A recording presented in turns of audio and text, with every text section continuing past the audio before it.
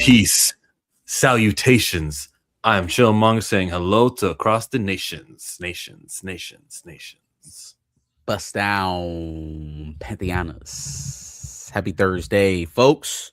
It's Good the to see you. Thursday, the weekly tradition, the three-headed monster. Darius won't be available right now, but Darius told us last week, and he did give us a link to the GoFundMe. Also, if you wanted to support Ayona's journey with love, if you want to, I'll put the link actually right now. It's in the chats of all of our streams right now. So if you guys want to go ahead and give love and support to a real life, this is all fun and games and play. This is real life. So if you want to support during that journey with cancer, that is what is occupying Darius's time right now, family, and that comes first 100% of the time. So if you're thinking of doing a super chat, don't do a super chat.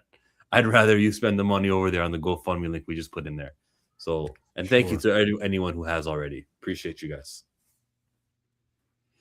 Absolutely. So it's going to be just the two of us today. And when we go, comic books, wrestling, we don't even got it. You know how we start early with the wrestling? Because, Darius isn't here. We could talk about it whenever today, huh? We want to do it. Whenever. Where we never actually go. We usually don't talk about the Power Rangers. I love that franchise. I'm sure you guys love that franchise too. Or at some point, you watched those movies. So over at San Diego Comic-Con, it's an early start, and we got my boy, where is he? This dude here, the Legacy of Nerd, breaking it down. The Hasbro situation there with the Power Rangers show that was shot, but then kind of canceled. But then the Percy Jackson guys are going to refresh it. What's going on with Disney Plus's Power Rangers? Okay. Disney Plus Power Rangers reboot news. I am at San Diego Comic-Con. I just left the Hasbro private press event that they had this morning. I talked to the Hasbro rep that is in charge of the Power Rangers franchise. And what she told me is the Disney Plus Power Rangers reboot is still in development. Now, it's not officially greenlit, but it is in development. It is not canceled. They're still working on it with Jonathan Steinberg, Dan Schatz from the Percy Jackson series. So I'm trying to get into the Hall H. I don't know if that's going to happen for the Percy Jackson panel, see, just in case they talk about it. But yeah, the Power Rangers reboot is still on. Can you imagine if the Percy Jackson panel happens and everyone's just asking Power Rangers questions? Because it's Comic-Con, people care more about that than this novel, Percy Jackson. That's not out of the question at all. Development still. It hasn't officially been greenlit, but it's not canceled. That is the official position that Hasbro has on the Disney Plus Power Rangers reboot. I am here at San Diego Comic-Con. I am covering a lot of stuff here. So make sure that you're following me on all the apps, all the socials, because everything's going up in different places where I can get it up, when I can get it up. But that is the latest. Got you here. Disney Plus Power Rangers reboot is still in development and not canceled. Thank you. Disney. His audio was kind of low still, but we got what we got. Thank you to the Legacy Nerd over there. If you say so, bro. But there's too much money to leave on the table. They have to do a Power Rangers. They own it. They got the rights to it. If they don't do it, someone else will. So I guess, I don't know. Yeah, but the series is not the money maker, right? We know streaming series don't make money. So if they were going to do something to capitalize on the fact that they bought it, you would think it'd be a film. However, I would be good with a limited series, even if it was an ongoing thing. Power Rangers. I am weary of the quintessential Disney touch that seems to spread over every IP they purchase. But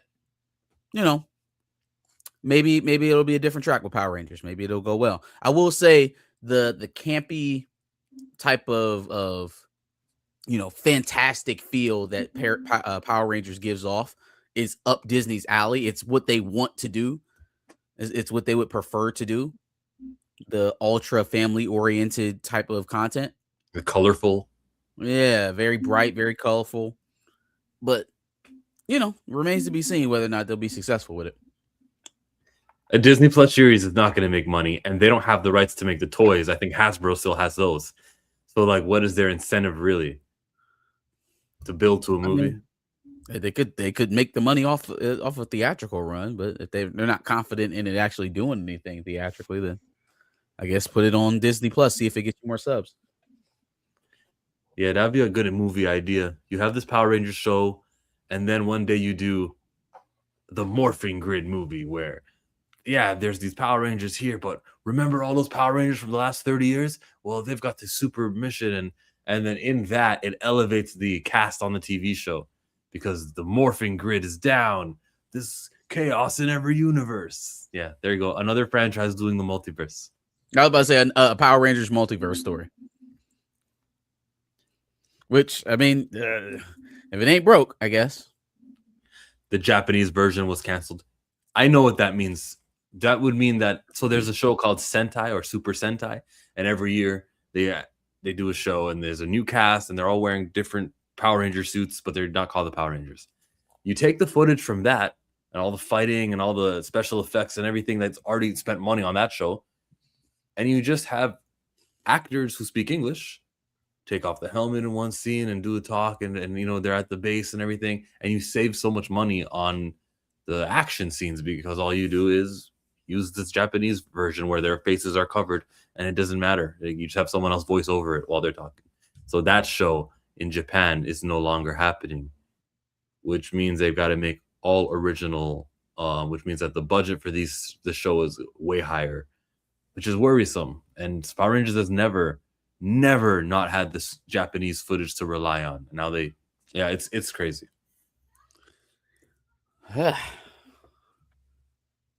It's just got to be good. What are your top 5 Disney Plus series so far since Disney Plus has been thrust upon us? Mandalorian. Let's go. Yeah. Andor, 100%. I'm kidding. Mandalorian. I mean, if it's in your top 5, bro, it's in your top 5. No, I don't know. I go Mando, WandaVision. 9 episodes. Yeah, Mando, WandaVision. Half-hour episodes. Can I get the 5? Loki. Tales of the Underground. Maul Underlord. Bad Batch was good. I didn't finish it. I guess Clone Wars, season 7 of Clone Wars counts if you want to. Okay, I guess. Those last 4 episodes are pretty epic.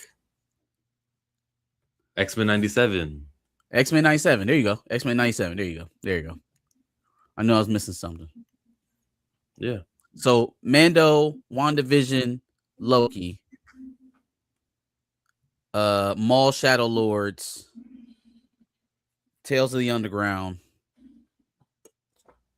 What was the last one? X-Men 97. X-Men 97. And some of those Hulu shows that could show up on Disney Plus, like Paradise, would you count that? That shit don't fucking count.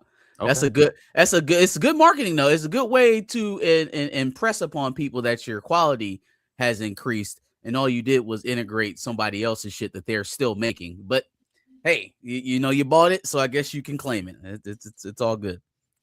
Just for God's sake, do not enter Hulu Studios and start doing shit. Let them keep making content the way that they're making content, because it's doing well for you. People like The Bear. People like things like Paradise. I think Handmaid's Tale is on there. Like, they got shit on there that people like. Don't touch it. You keep your Disney hands away from it and just let them keep growing your subscribership. Okay. Understood. Doesn't count. Got it. I'm playing Pal World at the same time on my PC. LOL. Hey, Pal World. Pokemon knockoff. In the comic book world, there's reason to believe that Static is going to have a comic book that's going to be announced at Comic-Con, because there is a panel where one of the people who are at the panel for DC Comics is Cody Ziegler. Cody Ziegler is not writing a comic book that's for DC, right? As we speak. So if he's part of a DC panel, it's to be part of something new. And because Cody Ziegler's skin is dark, and he did Miles Morales recently, Because Cody Ziggler's black, he got to be doing static. Yeah. Only logical explanation. Kinda, and I it kind of sounds foul to say that, but it's Cody Ziggler is not really ascending the ladder over at Marvel. He's not really allowed to do anything. He's banned actually from Marvel. Guys, Marvel Comics, they said, Cody Ziggler, you can't do one of our flagship books with 500 issues. Nah, you're relegated to doing the miniseries and the up and comers. Can't do a big one. Oh, thanks for making so many comic book issues for Miles. Well, you got all the way to issue 40. Good for you. Oh, you want to do X-Men? No, Cody Ziggler, you can't do that. So DC over here has Cody Ziggler announced in one of these panels. What do we think? Do we think that it's for static? Yeah, I do. We could hope so. On Friday, July 24th, we will learn, because he's going to be here at the Next Level panel with Joshua Williams, Hayden Sherman, Kyle Higgins, and Jerry Dugan. Cody Ziggler at 3 p.m., between 3 to 4 tomorrow afternoon, is going to be announced for what comic book he's doing, the Next Level comic. And remember, Next Level is that initiative where they're giving a chance to comic book characters who aren't traditionally always there. The Wonder Woman's, Flash, Green Lantern. So I think that's reason to believe it'll be somebody, maybe Static, hopefully. Who could it be if it's not going to be Static? What are the other potentials? Oh, Vixen, but Stephanie Williams would be Vixen. When it was announced the Next Level thing and like nobody was black and it was like 10 different books, Scott Snyder took to Twitter and he said, did you think that was only all of what we're going to do? This is only the first wave of Next Level books. Here we are probably 5 months later and we're going to get another wave, which, bro, don't tell me this was the plan the whole time. You're reacting. It took 5 months to get this next wave. Oh, if you correct the action, I'm cool with you playing the fuck out of crazy and acting like it was your plan all along. It just has to be successful after the fact. Like, go ahead and save face if that's what you need to do. Just correct the action. Okay, then that's what they'll do. And that's what will happen. The Next Level did have Jamal Campbell writing and art for Zatanna. So people are being given jobs who maybe one day it might be beneficial to know, okay, well, the guy who's doing the Miss Terrific book, what's he ever done? Well, he's also done Zatanna. He's also done, and like the list of his not filmography, bibliography. The list on his bibliography is long, so it's kind of helpful that jobs are being given. So I like it. I see value in it, even if Jamal Campbell's not doing Cyborg or something. He'll get a chance to do Cyborg and be typecast eventually. If it's black, I hope it's Black Lightning, Static, or Mal Duncan and Bumblebee comic book. Oh, Mal Duncan. Who's that?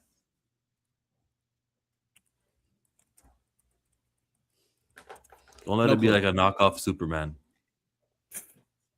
I'll pass on Mal Duncan, okay?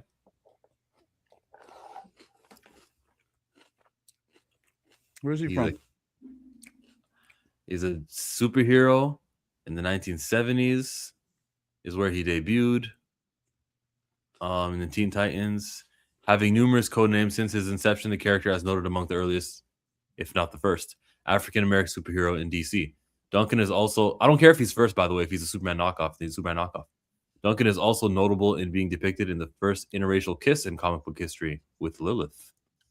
Throughout publication, the character history has been subjected to various revisions, having been raised in either Harlem or Hell's Corner in Metropolis. Duncan has been portrayed as both a non-powered human and metahuman. After a chance encounter with the Titans, he subsequently joins the team as the second Guardian and, for a brief time, Hornblower. He becomes involved with Bumblebee, eventually culminating to a marriage. All right, then Mal Duncan and Bumblebee, like a married couple. They call this man Hornblower. I'm a fucking riot. I'm going to riot. I'm gonna burn something down if they call him Hornblower. Original version, Duncan had no superpowers. Okay, but the current version was formerly a metahuman whose powers allowed him to manipulate sound for a variety of purposes. Oh, that's why he's a hornblower. See, he manipulates the sound. Please including being able to emit ultrasonic vibrations through a scream similar to Black Canary. Oh, he's not a superhero. Superman clone then. He's his own guy. I mean, I didn't find too many things bad about the description, other than his goddamn name, Hornblower. Hmm. Well, I'm sure But I'm like, somebody thought that was real funny when they came up with that. but I'm like, I'm opposed to like digging down and finding DC's 48th top black superhero and going, we'll make him important. No, let's just focus on the guys who are within people's This is an psyche. age-old conversation for us. I don't feel like rehashing it again, but I know how you feel about it. Nah, Call, he should be Guardian. And he doesn't have electric powers like most black characters. That's a fact. Yeah.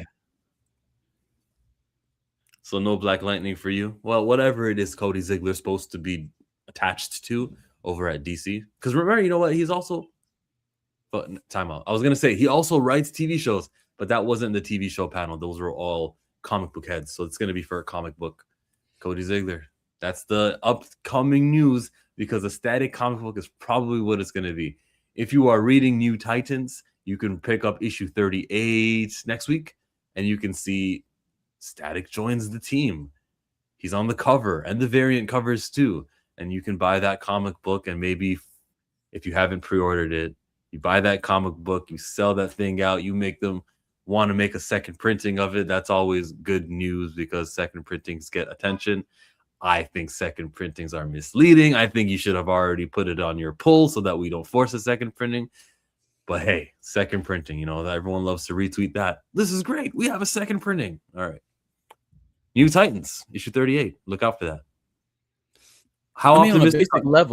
On a basic level, second printings mean that your sales outproduced your projections, which could be the fault of the patron or it could be the fault of the seller. But in a general sense, I guess outselling what they thought you were going to sell is not a bad thing. I understand you wanting to have the amount of orders on the first print because then that means that's a book they have to keep writing. But you know, if it outperforms, it outperforms. If it outperforms its projections, that's not necessarily on the creator of the book or the, you know, or really on the audience, right? If somebody naturally finds something that they like and it starts spreading like wildfire, isn't that what we want to happen to comics? Yeah, if it's natural, right? Or if it's something that organically is happening. This has been announced months in advance. We've had like 2 months of knowing that Static would be on the New Titans. So it is a failure, not on anybody, because it's issue 38, not issue 2, not issue 3. They've for 38 months, your comic book store has knowledge of how many New Titans to bring to their shop and how many they're, you know, to sell. So they know, okay, look, last month I brought 13 to my store. The month before it was about 13 to my store. The month before it was about 13 to my store. How much are they going to bring this month? Probably 13. It really is up to us, the customers, to tell them, guys, I'm now interested in buying this comic book because Static is going to be on it. So it is a huge failure upon the customers for not letting people know at their shops, letting all of our shops all over the world that we're going to be picking up this book when it comes out in August. I don't know, man. You're asking a lot from the consumers. You're asking a lot from consumers. Well, like, hey, it's not enough for you to walk in the store and just buy the book. No. You gotta tell the person that you bought it from, hey, I plan on coming back and buying this again. Have a reoccurring, you know, pool of this book for me. And I get it. This comic books is a very particular business. Yeah. It would behoove them, maybe. I mean, I don't know how you even ask them to do this because they're dealing with very thin margins. It's not like they can just erroneously buy more books. But somewhere along this pipeline from writer all the way down to comic book store owner handing you your books, somewhere along there, we have to figure out the issue of why we have to do it like that without it being all on the consumer. Because again, the idea is to grow or to at least be able to sustain at the level that we're at right now, so you could possibly pass this down to your kids. And if that's the idea, then you have to make yourself accessible. And the one thing that, you know, manga, well, I guess they kind of ask it of you too, but not to the same degree as comic books because they don't have this type of financial straits. A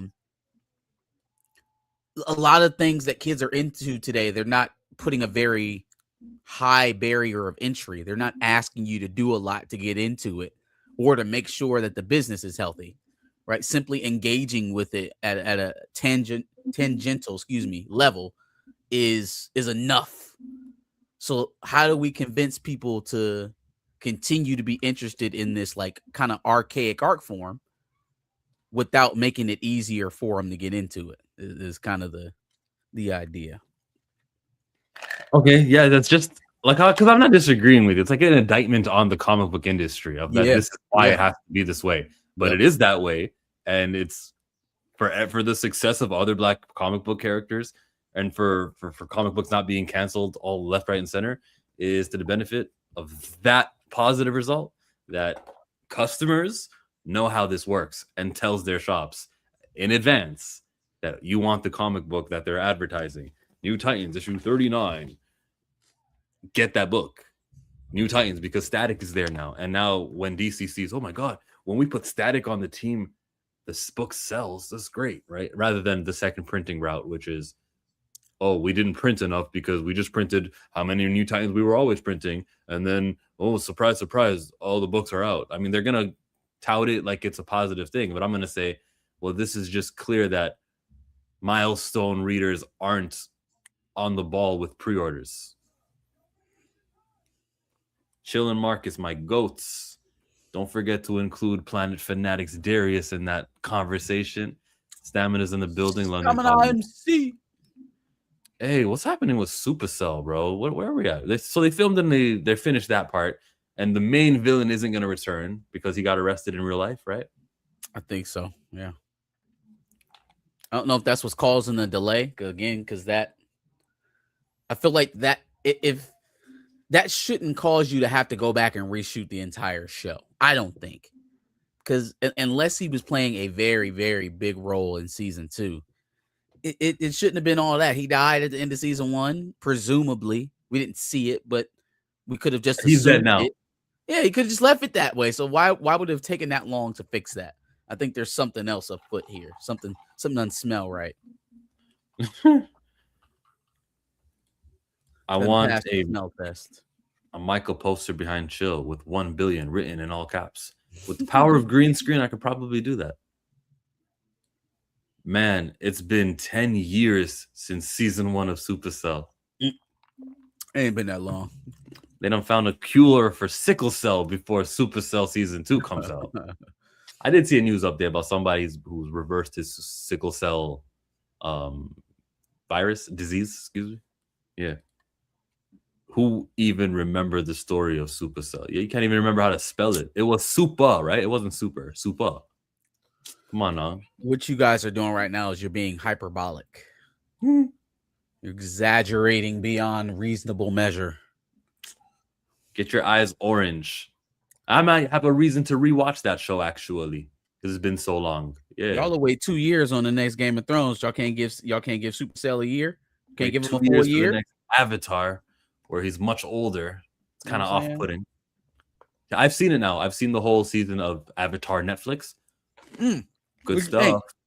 Man, I liked watching it. They made some changes with when the library episode happens. They've made, but the Toph actress is top notch, bro. I loved watching her. So I liked it until it got to that part, like kind of like the middle of the season. Most of the Ba Sing Se, the Dai Li episodes, like I get it.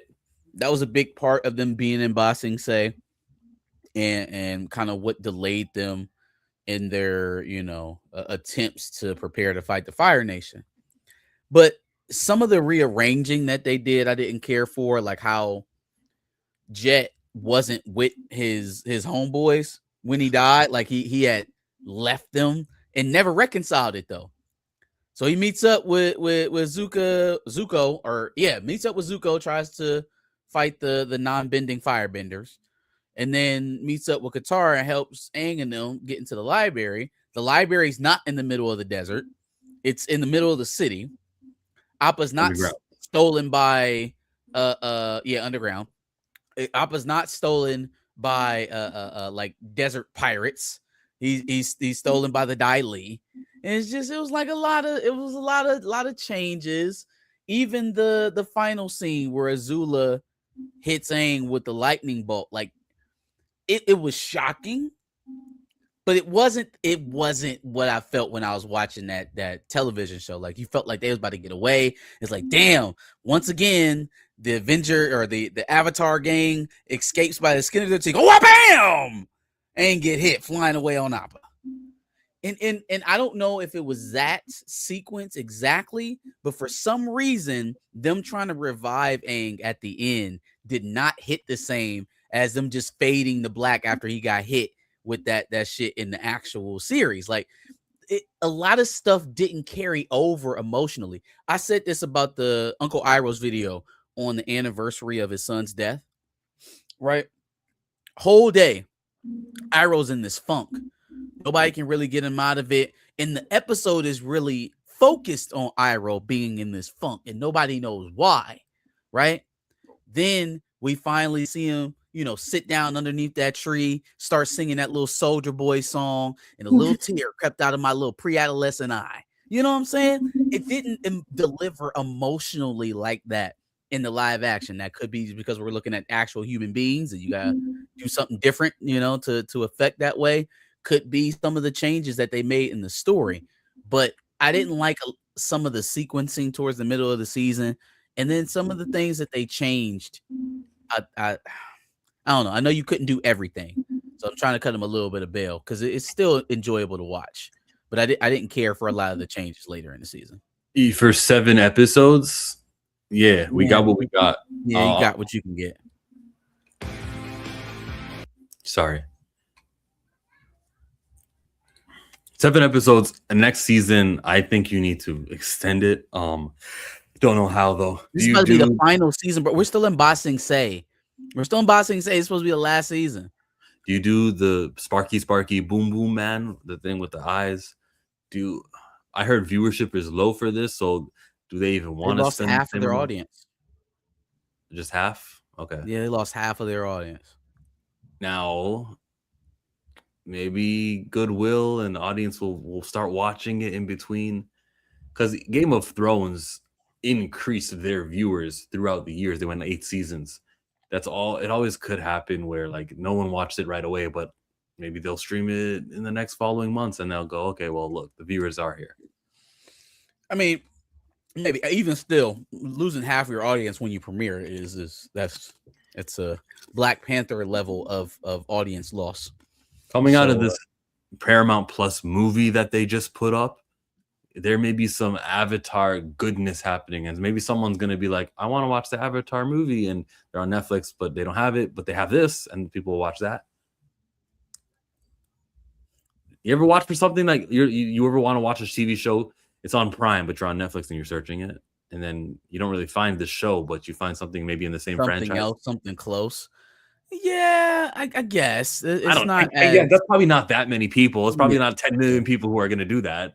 Like, has it happened to me before? Yes, it has. Is that a regular occurrence? Probably not. So I think what they're just trying to bank on is that they can do good enough in the final season to just kind of put a cap on it. I mean, it's the last season, so it's not like you really got all that much to really the fast tracking that we've already felt to this point can only get faster because they have so much left to cover and 8 episodes to try and clean it up in. So, do the best you can. Make the fight with oh my God, what's that man's name? Fire Lord Ozai. Ozai, yeah, there you go. Ozai, yeah. Try to make the fight with Ozai as big as possible. Honestly, when they finally actually got down to it, I felt like that fight was a little bit lackluster. I felt like we seen better fights on the way up into the fight with Fire Lord Ozai than that one. He was flying. Sure. No. The fight underneath the city in Ba Sing Se with the Zula, Iroh, and Zuko against it with Aang was better than the Fire Lord Izo fight for sure. It was also really good in the live action show. That fight was cool to me. Mm-hmm. And seeing Zuko turn on the Avatar, even though it looked like him and Katara had some sort of understanding, right? Uncle Iroh was like, he's good. We're on the same team right now. Don't worry. Nah, bro. And them the Dai Li are out here. And we know what they're going to do. They're going to be in the Fire Nation probably episode 3 of next season. They're going to be there in Day of Black Sun to help them out for that 10 minutes. You know what else has suffered from the speed of this? Some of the romances. We're moving way too fast with Aang and Katara. It feels forced, doesn't feel natural, doesn't really feel like they have all that great of energy, like chemistry together. Zuko about to lose a fucking love interest because that shit needs to be scrapped in season 3. We don't have time for it. They just randomly threw it in at the end of this season, like, oh, and you love Zuko, do you?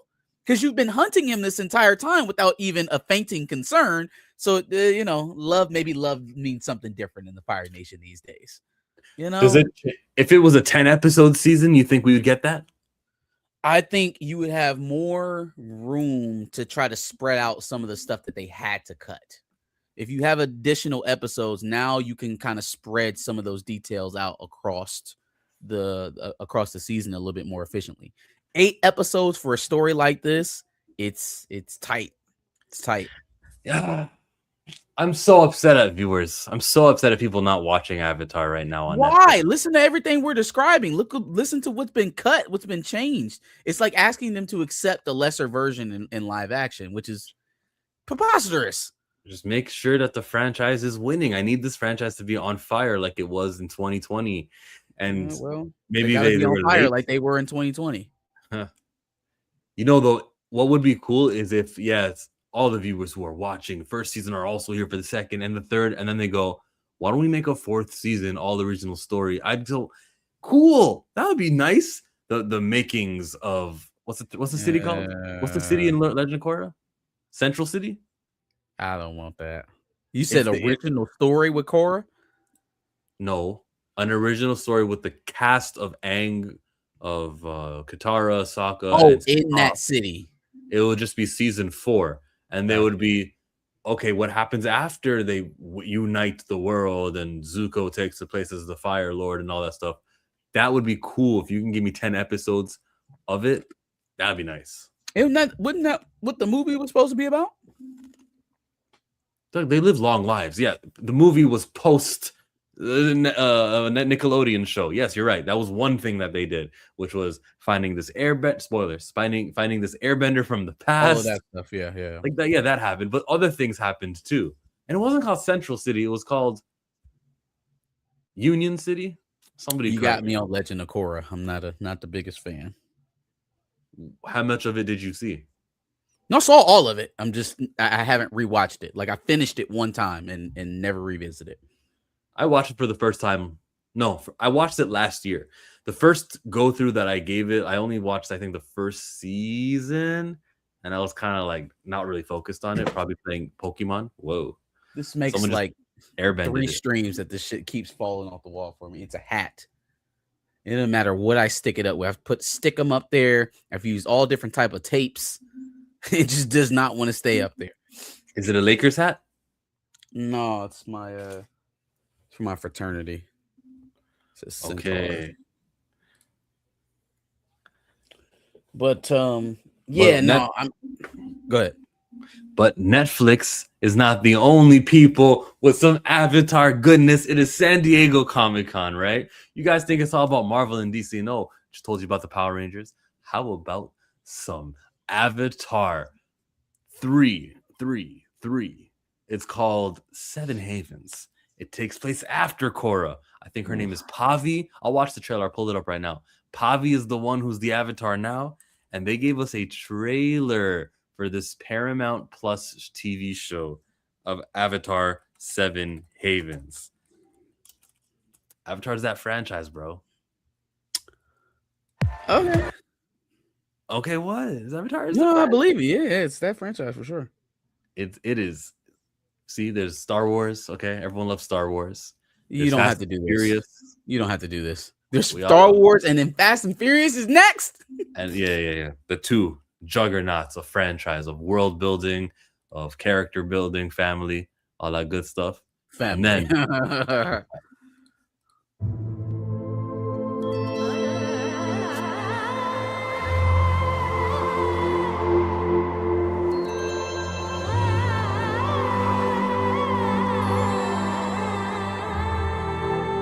Why do you look like Me. Twin, where have you been? Alora needs to be prepared, because long ago our ancestors weren't. And the Avatar let us down. Korra.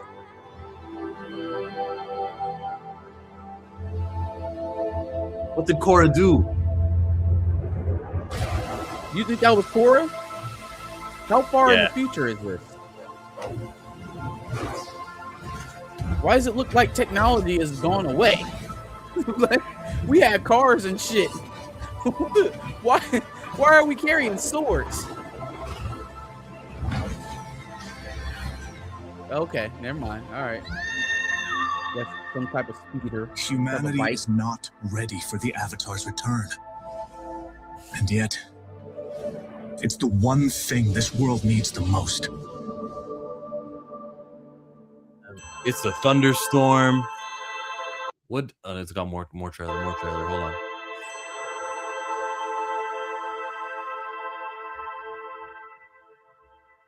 Volcano.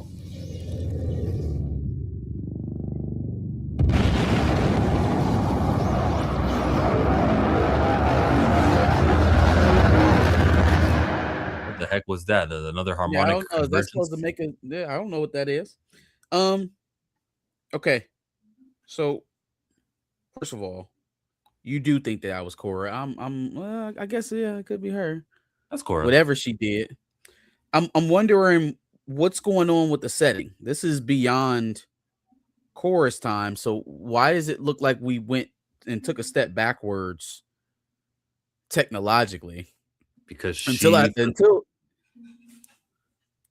the motorcycles. Yeah, until the motorcycles, it felt pretty medieval. Yeah. Right around here. And then I don't know, man. I guess I'm down with kid characters and maturing as the story goes along. I mean, that's how Avatar started, right? But like, they seem really young. Like I didn't feel like it was going to be like this young. This is like, it's not young adult young. This is like Disney Junior young. How long is it going to take them to grow up? When are we going to get the first like age bump? I think like Korra had a 3-year age bump in one of those seasons. Okay, that's cool as long as it happens relatively early. I feel like watching the coming of age process step by step is different when you're not actually coming of age. Like I'm just gonna be sitting up here doing what I'm doing with the Yanu and be like, all right, let's get to the more mature stuff, please. Let's advance this storyline beyond deep people bad. Elu good. You know, very surface level. She's about the age of Yanu here. She's not older than 13. Whatever her age is here, though, let's call it 12 years. So Korra has to die, and then 12 years has to pass at least. If Korra, but how old is Korra in this flashback here? She's got like a gray streak here. Yeah, she's at least like an older woman, 50s, 60s, maybe. When we representing white hair, they're saying that she's aged, she's seasoned. Yeah, Korra doesn't have to grow up until she reaches the age of 94 and then dies, and then 12 years pass, and then Pavi gets born, right? So it doesn't have the age gap.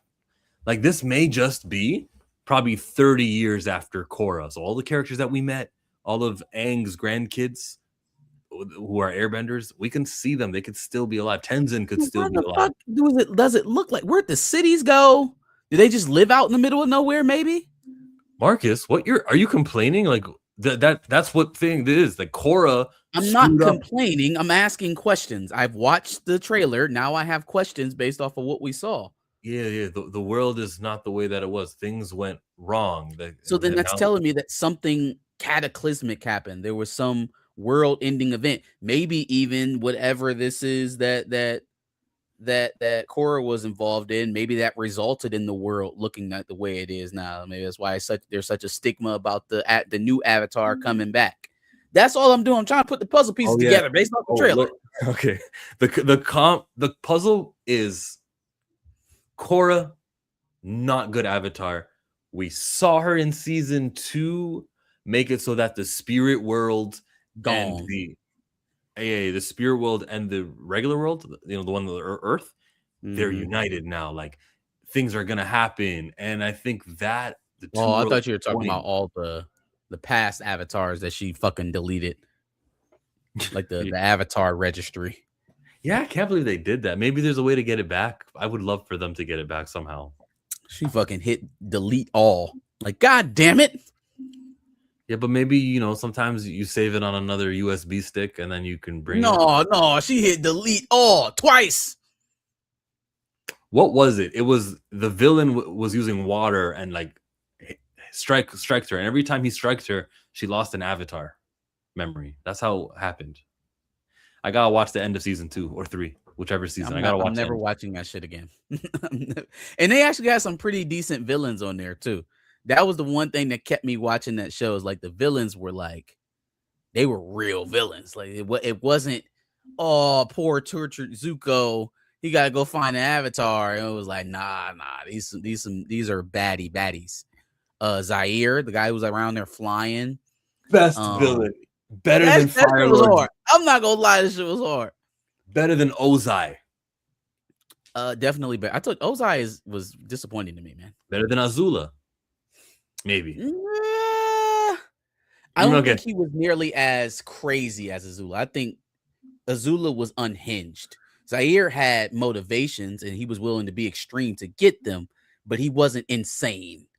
Azula is insane. When Zaire lost the attachment to the girl he was with, now I can finally, he could fly because that was the last thing an airbender needed. The last attachment is gone. Nah, absolutely badass villain though. She has some pretty good. The guy in the mask, the dude, the one dude, Amon. Yeah, he was pretty good too. Grand Region Thrag says another female-centric story. I don't think it matters for the Avatar. Yeah, the biggest thing wrong with Korra wasn't that she was female. She was an idiot. That was pretty much the gist there. I give you points for the business reasons. Maybe a male won't connect with this. The action stuff is supposed to be boy driven, and then they see a girl, they go, I don't care, I guess. But there's Powerpuff Girls and other Kim Possible. There's been shows that appeal to boys with Call me, beat me if you want to reach me. That's right. They got motorcycles and niggas ain't wearing shoes. I'm trying to figure out why they just muttering around in the desert with backpacks and cloaks. But again, that's probably due to whatever the hell Korra had going on here that made her be the failure avatar, besides what we've already seen. If the show is called Seven Havens, maybe there are 7 places in the world that are okay. And those are the havens. One of the havens would be a place where they've got motorcycles and technology didn't really stop. But the whole rest of the world is just cataclysmically affected. Yeah. Just lion turtles all over the place. Which is something that can help me get interested while these kids grow the fuck up, because there's not going to be much jeopardy to me about got preteen twins, especially when they get to the filler stuff. Obviously, every Avatar series we've ever watched has filler episodes.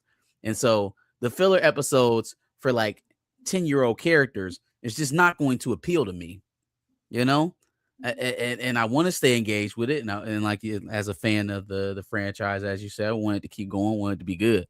But like, I'm not going to pace backwards. Like the original Avatar series made me feel more adult, made me feel grown up, that I was watching that I was, it had a progressing storyline. It didn't talk down to me. It treated me like I was mature enough to follow along with it and actually be engaged. That's what I'm looking for in the franchise, not just one project. You know what I mean? I don't want it to be a thing that goes away. I want that to be a calling card, if you will, for the franchise. In the foreground, I see the technology isn't saying much. There's walls, though. And I wonder what for. Are there beasts and animals that they've got to protect themselves here for all these walls? And then in the background, I guess the center of the city, you got some sort of architecture there that is man-made, right? Yeah. So maybe the inner city of Ba Sing Se and then the outer cities of Ba Sing Se with walls up. What are the walls to protect? That's the question. Like, what is the threat? that a wall can stop. So nothing that can fly, I guess. Maybe like And I coyotes. mean, this looks advanced somewhat, right? It ain't shit around it. It's like, what happened? You know, like you said, outer ring, inner ring of Ba Sing Se. This could potentially be Ba Sing Se in whatever time we're in. But damn, something happened that was pretty sizable in that 30-year gap. I think the most important thing for me would be I want all the characters from Korra who I've met to still be in this show. I know that we had Sokka's sister, Katara. She was basically gran when it came to Legend of Korra. We saw her, but she didn't really do much. Zuko had a few lines and it was a mission or two, but like they didn't really contribute. Toph, it took until the last season to get Toph in Legend of Korra. This time around, if you can just tell me that Korra, when we last left her when she was like 22, the last time we saw her, she was 22 years old. She probably dies at 45. That would mean 30 or 40 years later, Pavi is here. And I guess there's a lot of chaos that have happened in 40 years. But if you can only jump ahead 40 years, then shoot, some of those babies of Tenzin are old enough to be like in their prime. They could be wise. They can still be able to fight. They could be mayors and they could be like leaders and generals and stuff like that. Last airbenders on Earth. Well, other than Korra, I guess. Well, no, Korra gone. So yeah. But don't you remember in one of the later seasons they explained how there's more airbenders? Like the ones Zahir got one. People got powered ups. So yeah, there's some airbenders out that exist again because of what she did. Oh, okay. Oh yeah. Oh yeah. I do remember that. It's like her bringing back or her integrating the spirit world. Didn't it have something to do with that too? Yes. So like I guess balance was restored. People with the airbending gene that was dormant, it just awakened now. One of Aang's kid, the Boomy, I think Boomy was he never had the airbending until that season. They did it at season 3. Yeah, so that was a kid Boomy. Man, look at the storytelling. Would you ever? Never mind. I don't want to get into your personal life and what you would name your kids and what you wouldn't name your kids. Go ahead. Would you name your kid after somebody who, like a friend of yours, or would you like? I don't think it would have to be a really good friend. Would I ever name my kid Josh?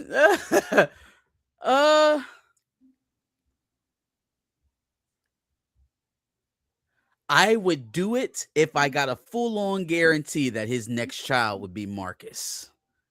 I would be that petty. I would hold it over him. It'd be like a handshake agreement. If your next born son can be named Marcus, then this one can be Josh. But what happens? Hands shake. It's been your hands are shaking. But what happens when one day Josh goes, I'm with the Zio agenda. What if Josh's political views change and he starts grifting? What happens then? Then you got a kid named after a guy who you don't really want to honor anymore. Oh, okay. I see. If we have a breakdown, it's too. I mean, my relationship at that point is with the kid. See, Boomy died already, so Aang's like, I'm good with him. Yeah. Yeah, he died a real one, so we can stand on that. He died at 110, right? Like, they stretched that to make Aang have one friend that was still alive from his era 100 years ago. They really stretched that. Yeah. Well, yeah, Boomy was, I guess, our only guy from 100 years ago in the first show. And then, yes, in Legend of Korra, we got to see some of Aang's friends. Not too many of them. This time around, bro, it's so important to me to have the time gap be quick.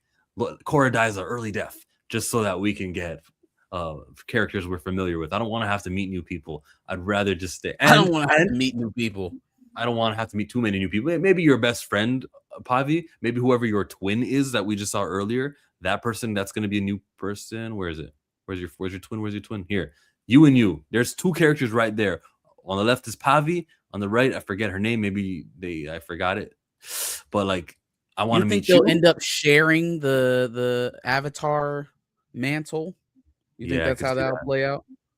I could see something like that. Like, you can firebend on Sundays, I can waterbend on Tuesdays.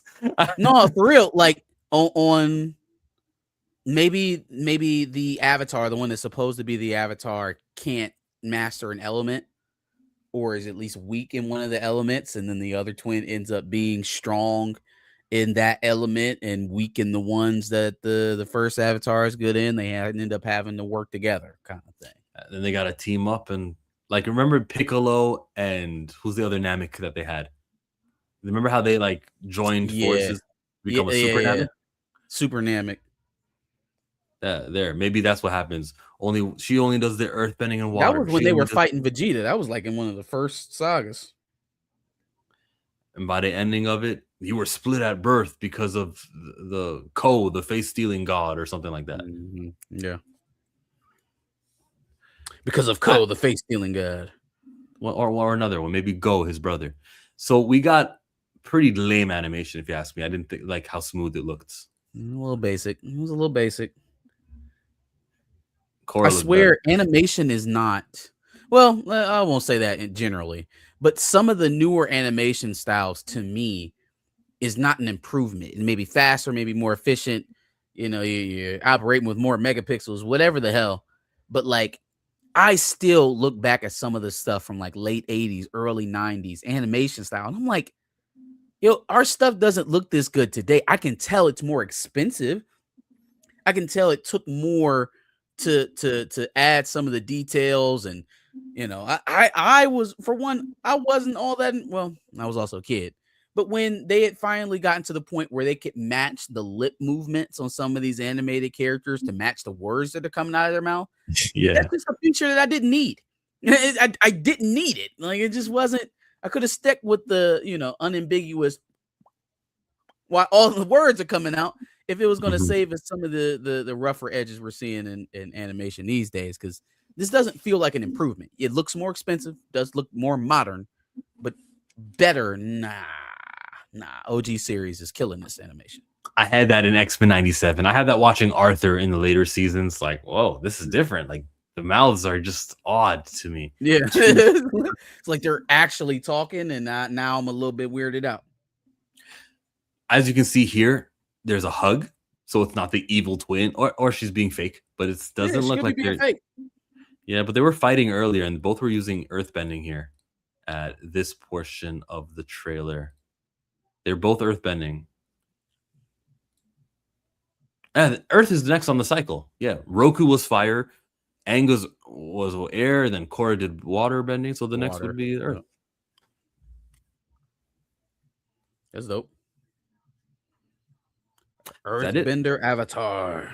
Yeah, we got an Earthbender Avatar. She's young and hoping for a time skip, hoping for flashbacks. It's interesting because the world is the world right now. Like, look at that place. Hey, let's handle the elephant in the room. Because I mean, both of these characters are mighty brown. Is Avatar getting their first black characters? What kind of Asian is that? They don't look like anybody who's well. I mean, I guess you can get darker skinned in Western Asia, but like not the type of what we have become accustomed to in the series. We get our first Blasians. Yeah, but look at the hair texture of them. And That's why I said Blasian. The hair texture suggests that they're from the land, but the skin tone says maybe there's something a little bit extra mixed in there. Oh, it's gonna be on streaming, so it is what it is. Do say Polynesian. It is what it is. Another one's asking about the males and the females. You want to touch this?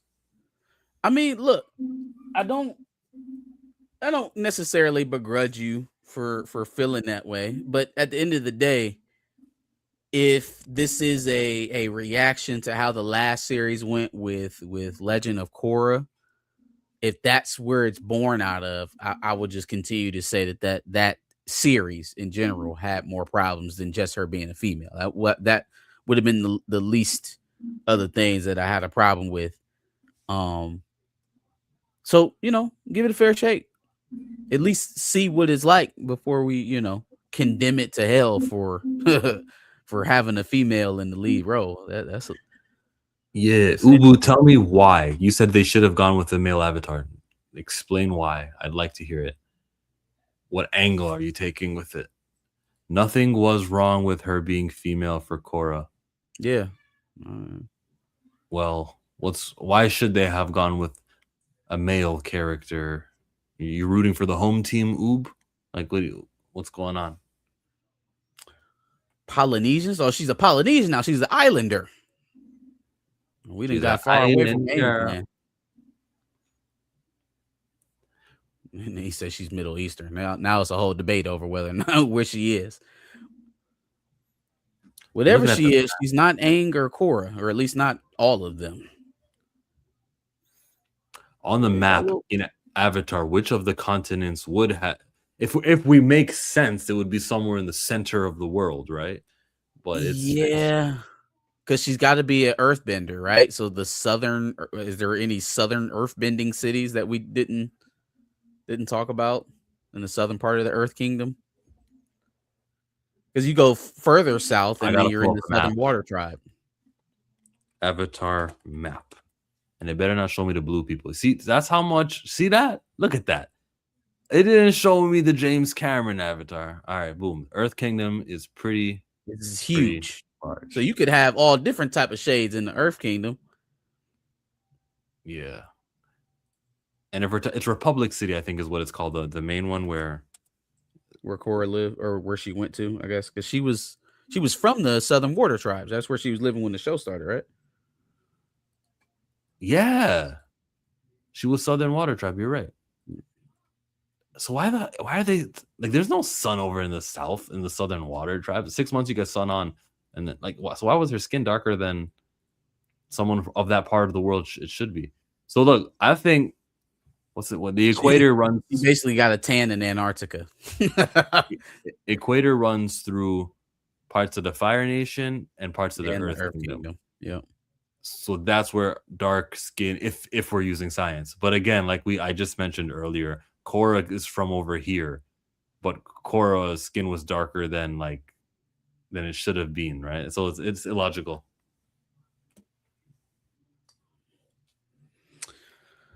Oh no, I just thought that was interesting as well. It's the fact that those are the brownest characters we've seen in the franchise so far. So yeah, worth noting. So much of the draw for Frozen was the female heroine for young girls. I would agree. It's also a princess. This is not Frozen though. Yeah. This is not Frozen. This is male. I won't say it's male. Well, it is male targeted to a certain degree. It's male oriented, and it's based on a different type of quest. It's still quest driven, but it's a different type of quest. Like Elsa wasn't out there fighting snow monsters. You know what I'm saying? It was more sort of a therapy session with her ice princess sister. So Ice Queen. Battery says that Inuit people live in the Arctic and have darker skin at times. Interesting. I don't know enough. Don't Inuit people travel? I've never even heard of that word. Aren't they nomadic though? So they do dip down and then they go back up, or no? No clue. Mm-hmm. Yeah, I don't get it. I don't understand. And then when did they get there? Did they get there from a part of the world that is darker and it just? Hey man, I'm starting to realize that there are dark-skinned indigenous people everywhere. I'm almost to the point where I believe that they're like every indigenous person might have just been darker skinned, because we're everywhere, bro. Like there are indigenous black people all around the world in parts where we wouldn't even think we'd supposed to be.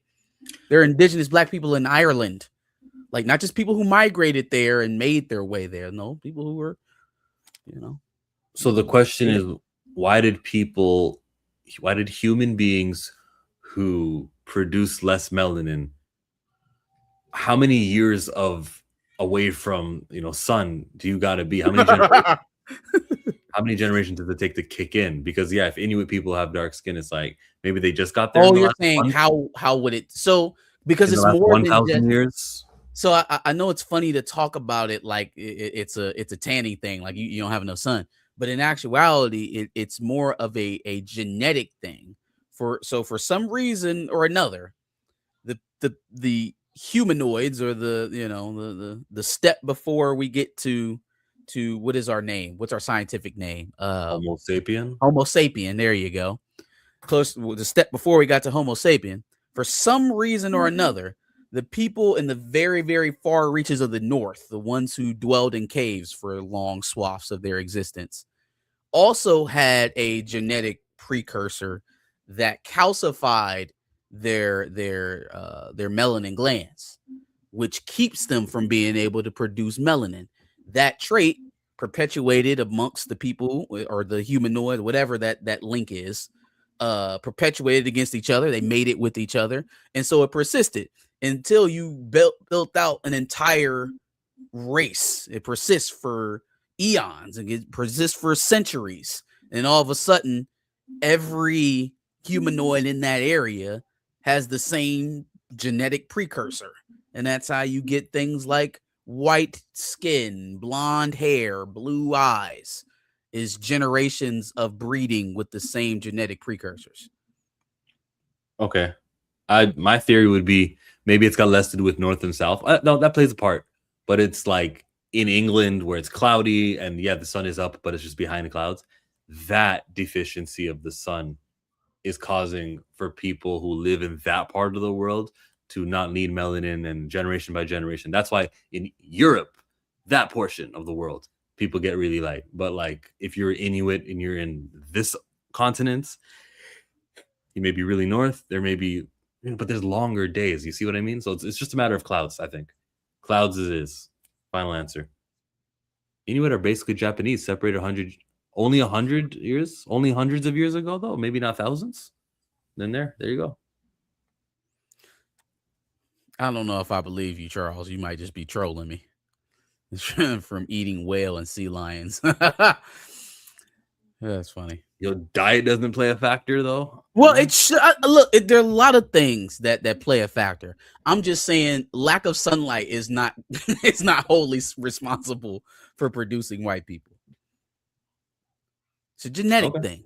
You had one person who couldn't get dark skin because of genetics, and then he made it, and then his children made it, and then their children made it, and then they just kept mating until all that was left in that area that was separated at this point during the breakup of Pangea. So that's all you had to mate with, and just created a bunch of, Caucasus Mountain dwellers. Okay, got it. You got to get all the way back to Pangea. Yeah, yep. There you go. Legend of Seven Havens is coming out in October, and it will be streamed. Weekly episodes, I hope, because you got to build momentum. It's working for other shows. I don't care what they say. X-Men 97, the shows that Disney wants to be successful, they do weekly. The shows they don't care about, here's the dump. So there it is. Oh, that's a fact. We've been said that, though. We've been identified that when they did that with Ironheart, when they did that with what was the last show that they did that with before Ironheart? Wonder Man. Yep, they did it with Deaf Chick. What's her name? Kingpin. Echo? Deaf Chick. Echo. Did the same thing with Echo. If they don't really have confidence that the project is going to do exceedingly well, we're going to get a lot of good buzz for the streaming service, they will dump it all at one time to survive the negative onslaught and move on from it as fast as possible. And to chart.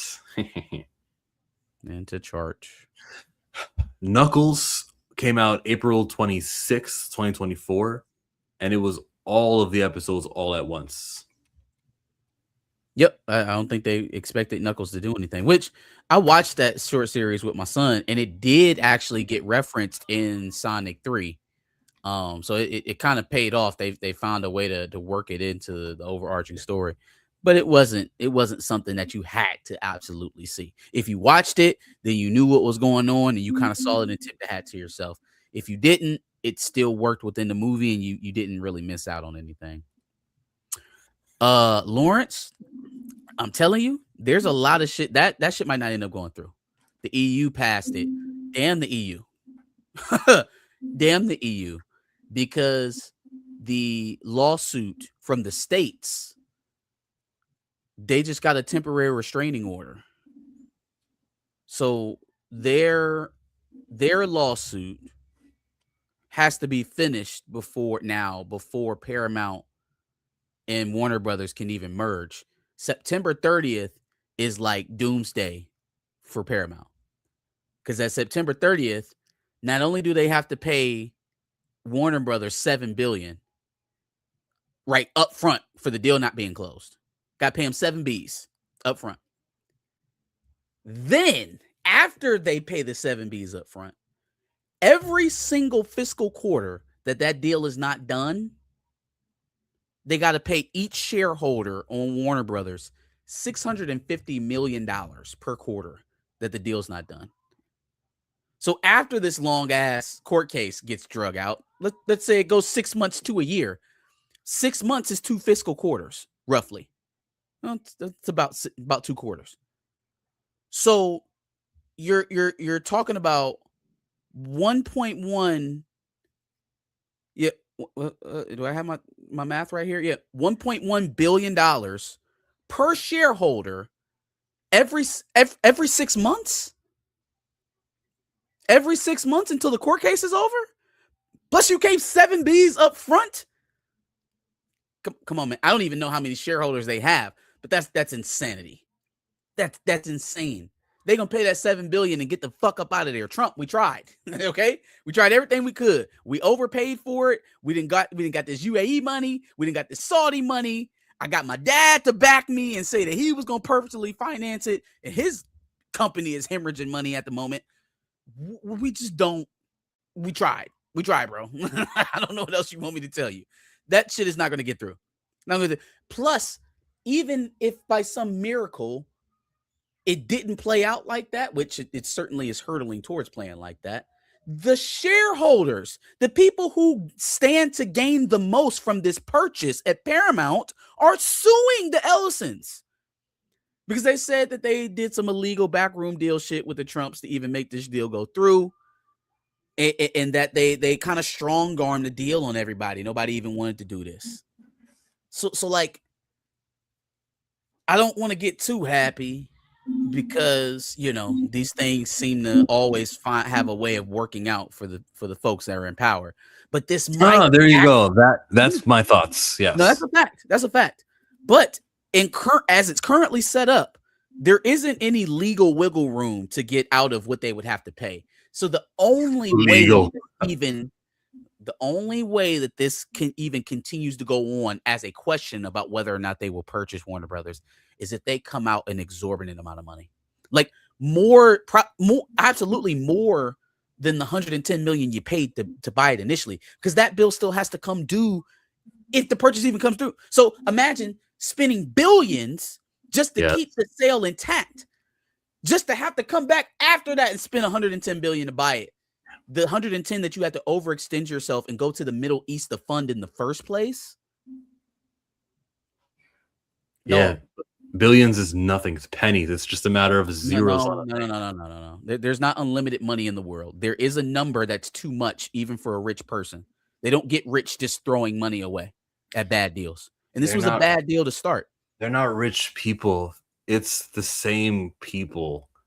It's selling from Warner Brothers to Paramount. It's like it's taking money from the left hand of the pocket to the right hand of the pocket. I understand politically that's probably pretty accurate. It's not literally accurate, and so Warner Brothers, Paramount, who cares if you own it? It's the same deal. That's not literally the case, especially when you talk about the amount of pockets that stand to be filled off of whether or not the deal goes through or doesn't go through anyways. So it's not a zero-sum game in total. I think David Zaslav taking that $7 billion and going back to work like he was bragging about doing months ago is the best case scenario for all of this. Even though, yes, he may be a Zionist and he may be just as bad as what Ellison might have. Well, I think it's provable that he won't be as bad as what Ellison could be with that company and with all the cable stations, because they're not that now. They're not what they could be under Paramount presently. So I think it's provable that he's not as bad as the Ellison. You mean that they're less right wing? Well, that the impact of ownership will not be felt across so many spectrums. If the Ellisons own Warner Brothers, you They'll can go expect heavier. the cultural impact to be a lot heavier than if it's continuously owned by David Zaslav. That I kind of want that. Like, don't be so discreet with it. Actually, be overt with it and make people want to go see, the next studio. What's Mark Wahlberg? Not Mark Wahlberg. Matt Damon and Ben Affleck. They've got a little studio thing going on there. Like, let's give them attention. Let's create the desire for another studio. Yeah, be overt with it. I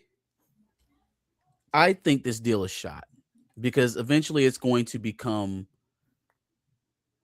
You have to make this money back, and when your flagship is struggling, what is that man? What is not David Ellison, Larry Ellison, Oracle. Uh-huh.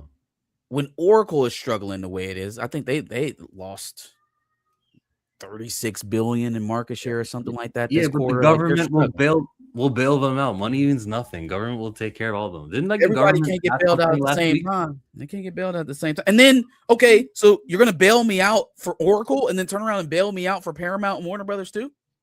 Because if they do this, if they pay them 110 after the deal's done and then pay them all the money in between just to keep the deal open, like, where do you suspect we'll be 2.5, 3 years down the line and they'll be parting this thing out to somebody else? They'll be asking for a bailout in 2 or 3 years for the same company. Yeah, but that's it's just pocket. It's the same person is wearing the pants, just moving from one pocket to another pocket. Yeah, I don't simplify it like that because there are way too many variables involved. Like, from a political standpoint, you're right. Like, there's not much difference other than the fact that I don't think that Zaslav is all that interested in tearing his cash cow apart to serve Israel. Like, yeah, he may do some favorable things. He may have some actors not acting. Of course, we'll donate all the applicable monies to the IDF and AIPAC and whoever else needs a check. But, like, I'm not going to not make money so that we could, kiss Benjamin Netanyahu's ass or anything. It's not Netanyahu specifically. It's the lobby. I mean, we just haven't seen that out of Warner Brothers over the last 3-4 years since David Zaslav has owned it. So I can't attribute him to something that I haven't seen him do actively. If there are things going on behind the scene that I don't know about, I could honestly believe it that it's happening because he is who he is. But in terms of the lesser of two evils argument that we seem to not be able to avoid these days, I think he's the lesser evil between him and the Ellisons. Threg says, yeah, I agree with that point, Marcus. Zaz isn't as loudly right-wing. Same bird. Sure, but what you can't say is that things won't get exponentially worse if the Ellisons get their hands on it. You can't say that with a straight face.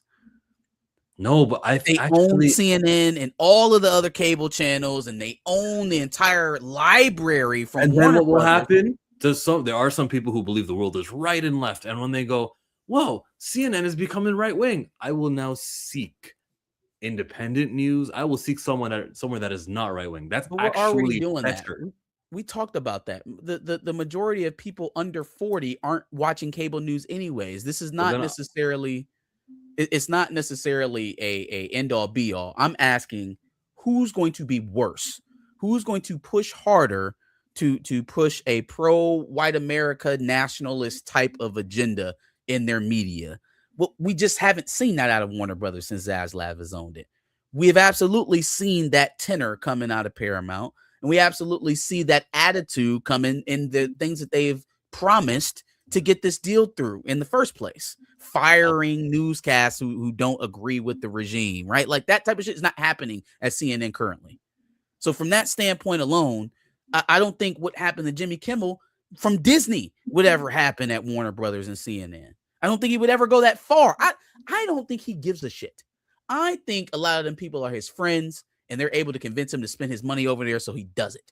I don't think he has it. Most of these people are not politically inclined to begin with. They don't give a fuck. They don't care. They just vacation with these people. He probably takes 4 or 5 trips to Israel a year, like them his folks. So he just getting down where he gets down. Still an evil person because of it. Don't let me excuse his behavior because of that dynamic. He's still an evil person. But, like, there is a distinct difference between that individual and the individual who has a vested interest in the destruction of other people. I don't necessarily feel like that's where we're at with Zaslav as opposed to the Ellisons. Well, they're both with the occupation. The Dems and Republicans have them idiots online, Hassan Piker and Officer Tatum and so on. I would not equate Hassan Piker for the Democrats with Tatum Officer Tatum. That's probably the most dishonest thing I've heard you say, Jay. There's no way you could look at both of them individuals and say they're even remotely close. Imagine if the richest POS in the world goes after WB. Batman will be hunting Muslims in Gotham. For real. That's not far-fetched to think that we're going to have DC characters out here hunting down jihadists because Paramount now owns WB. But that overtness, the audience can see, oh, look what's happening. But the covert bullshit would be, I don't do a single show with a Muslim protagonist. I don't show main characters with that. I dehumanize. I marginalize. That's the covert shit. That's the David Zaslav direction. And I prefer the overt stuff than the covert stuff. You might actually get a spark when it's overt like that. I don't feel like, number one, I feel like the distinction is moot. Like the idea that you telling me that you're racist to your face instead of saying it behind my back being a benefit to me is it's a little dubious. I don't necessarily agree with that. But also just on the dealing with what we have seen from both of these individuals, what we've heard, what we know they're willing to do, what has been proven, right? I think a lot of what we're saying about Zaslav is projection and general thoughts on what a person in his position with his type of associations would do. And that doesn't make it inaccurate, but it does leave some holes for nuance that would make Zaslav a better owner than the Ellisons. So that's kind of where I'm at with that. I think that there's enough nuance in between those two individuals that we'd be much better off where we're currently at as opposed to where we're headed if the merger was to ever go through. But in any case, I don't think that fucking merger is going through. Neither does Dwayne. Liberal America is not going to let the merger happen. That's a fact. That's a fact. They're not against it. No. Listen. They are not even against it on the idea of consolidating power. I think what this is, because if Warner Brothers was about to get bought by Netflix, I mean, I don't know would you consider Netflix to be liberal or left leaning? Probably. I feel like most corporations are inherently conservative because of the lack of employee protections and whatnot. Most places are like that. In any case, let's say that there was a more left-leaning organization that wanted to purchase Warner Brothers, right? And promised to fight against the strong right-wing incursion that swept over the country for the last 5 to 10 years that brought us Trump and JD Vance and all these other characters, right? Do you think that you would have states like California and New York suing to get this deal held up in court? Do you think you'd have the Screenwriters Guild, going and suing, trying to stop this deal? There's absolutely a political aspect to it. Now, we can view it on the merit and say that it still shouldn't go through, but at the same time, admit that the politicians that are involved in this play are probably not doing it based off the merits, or just doing it off of a pure rivalry standpoint of not allowing the other side to dominate them in any way, shape, or form.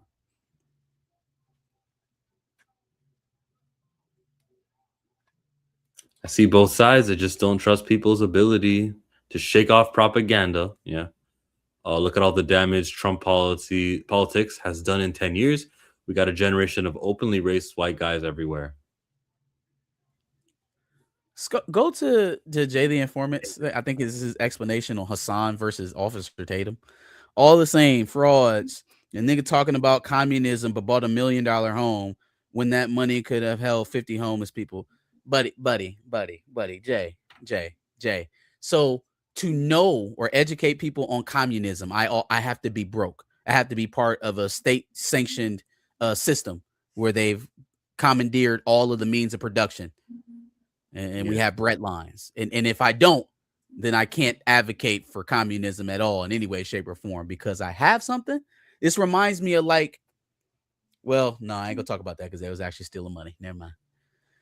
But it's a very defeatist argument, bro. Like, you have to be poor to talk about being poor.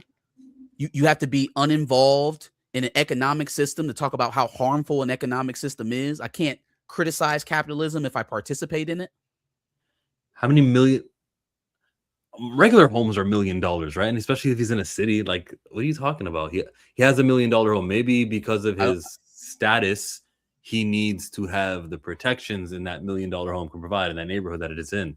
I also don't think he's ever claimed to be a communist. I don't think he's ever called himself a communist. Now, if I'm wrong, I'm wrong. I don't think you can live in a capitalistic country like we do and be a communist. It's impossible. He has one. I'll give him two. I'll say he can have on the East Coast and the West Coast. He can have 2 homes that are $1 million before I start going, hey, shouldn't you spend the money on homeless people? And most of the time, when you hear left-leaning progressive type figures talking about homelessness, it's not a, hey, Bill Gates, go end homelessness. It's not, hey, Jeff Bezos, go use all your exorbitant wealth to end world hunger. It's always policy-based. It's all, what can we do as a collective, as a society, to improve upon this condition, this ill? So he's not asking you to come out your pocket to do all of this. So why is it incumbent on him to uplift 50 homeless people out of his wallet alone when we can't even get you to vote on a housing initiative? We can't even get you to vote on affordable housing. We can't get you to vote on a rent freeze. Those are the type of things that he advocates for to improve on a homeless situation. But you just asking him to pull his fucking wallet out and pay some shit. Like, I don't even get what the argument is there. So since I won't go broke trying to help other broke people, I can't advocate for broke people. Yeah, he's just like Officer Tatum. We got to say this stuff out loud before we type it, man. Just gotta run it through. This is unreal, isn't it, huh? Jesus. What a segue. So the WWE has this documentary series where they talk about the show as if it is indeed a fake scripted show, and you get to see the script writers. And I fucking hate it. Sometimes they say the wrong thing. So they covered Cena's retirement, they covered all the injuries, and they covered lots of things, right? CM Punk and AJ Lee, they had a dog that named Larry, not Ellison, who died. And it was pretty sad, bro. I mean, they pulled on the heartstrings earlier in the first couple episodes, and then we find out the dog died. To me, the highlight is Oba Femi's ascension and Trick Williams getting signed at the same time. They got lots of screen time here on this documentary.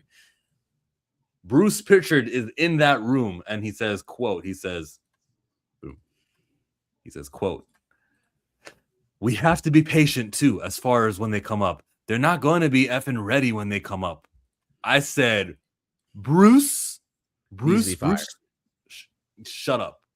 What? So you don't watch NXT. You do not understand. Needs to be fired. As if they hadn't already been in a developmental show on the CW to get ready to be on the main roster. Trained by Shawn Michaels on a daily basis. What is the point of having the developmental show if when you call them up from the developmental show, you still say that they're not ready? Because I remember Hunter said, what are they doing on NXT then? Then what is the point? What's the point? Yeah. Triple H was like, Trick is not going to learn anything more down there. Now he just got to be there and share the ring with guys who are more experienced to improve. Like, there's only so much he can get better at. And I'm like, thank you. It sounds like a guy who's done this for a living. I've felt this way not about Trick Williams, because I feel like they're still, even though I feel like they're hurting him, but they're still trying to push him. They're pushing Oba very heavy. I worry about a guy like Javon Evans, who they seem to be turning into a mid-card jobber. a youthful talent that they've had who came in, maybe not the same hype as Obafemi, right around where Trick Williams is, though, absent the big entrance and chant, every bit the wrestler that Trick Williams is, and probably a little bit better in the ring. Is capable of doing a little bit more with, some older talents on the roster than I think Trick is ready to do at this moment. But they're not doing anything with him. He's been chasing the Intercontinental title for 3 months. And here's what really gets me, right? God bless Gable and the match he had versus what's got Ludwig Kaiser as the other El Grande Americano. Great match, probably the match of the year. But the idea that you march back in on Raw and leapfrog Javon Evans now to get a SummerSlam title match, and I get it. It's in Minneapolis. It's his hometown. They're big into Gable right now. They're trying to push him. He keeps trying to do this fucking speed clap shit every time you come out. I wish he'd stop doing it. But why? Why? Put Gable on SmackDown. Let him have a fucking feud with Trick Williams and Yachty and have him compete for the U.S. title. Why would he leapfrog Javon, making him lose yet another tournament, yet another type of swing at Penta after you showed that he was mad that he didn't beat Penta several months ago? It seems like they're slow playing him the way that they wanted to slow play Trick in Oba, and it doesn't make any sense at all. And if you really want to see a cautionary tale as to where that can lead, he's not ready yet. He's not ready yet. He's not ready yet. Oh, the fans think he's ready, but we know he's not ready for the push. It's Braun Breaker. Braun Breaker, who was supposed to win the Rumble, and then they decide, we don't want to push him down anyone's throats. It's that was disappointing. Fucking Breaker. Braun Breaker, at the time that I started watching wrestling again, which was going on 2 years ago now. Mm-hmm. I would say it was probably early 2025. And so when I started watching, he had the Intercontinental belt. And then maybe like a week later, he dropped it and started kind of the early stages of what will become the Vision. Yeah, I'll be back. Go ahead. Kind of like the early stages of what will become the Vision. And then, they slow play it. He's got this, obviously he has the betrayal of Seth Rollins. He's pushed to the forefront. Now he's the leading man of the Vision. It seems like he's about to go on a run, right? Seems like he's the biggest star they got, and they're about to push him. Couldn't have been further from the truth. He gets hurt. Then he comes back from injury, and he's a fucking tag champ, which is the funk. Then it seems like they're going to get away from that because, he ends his feud with Seth Rollins. Okay, that's cleared up. And then the Profits beat the Vision for the tag team championships. Now we got the belts back on the Profits. All right, cool. Breaker can break out and do his solo thing. We don't need this Vision shit anymore. Bronson Reed done got hurt. Logan Paul done got hurt. Everybody hurt except for him and Austin Theory. And they're the fucking I love the way that they covered that, though. Like how everyone's getting knocked down in the graphic. Oh. Yeah, like everybody got fucking hurt. So like this thing is dead. It's cursed. Move on. Go to his solo push, and let's use what's left of the momentum we had built for him last year. No, we're just gonna take the belts back off the Profits and make Maxine their new manager. Okay, he's gone. He's gonna leave because you know what they're gonna do? They're gonna be like, in a year and a half, they're gonna come to him and be like, Braun Breaker, see, when we gave you this contract that last 6 years, we thought that you were going to be a bigger star, but that never really materialized. So now we want you to take half the fucking money that we offered you before. That wasn't part of the streaming service show. They're not that real. Yeah, of course it wasn't.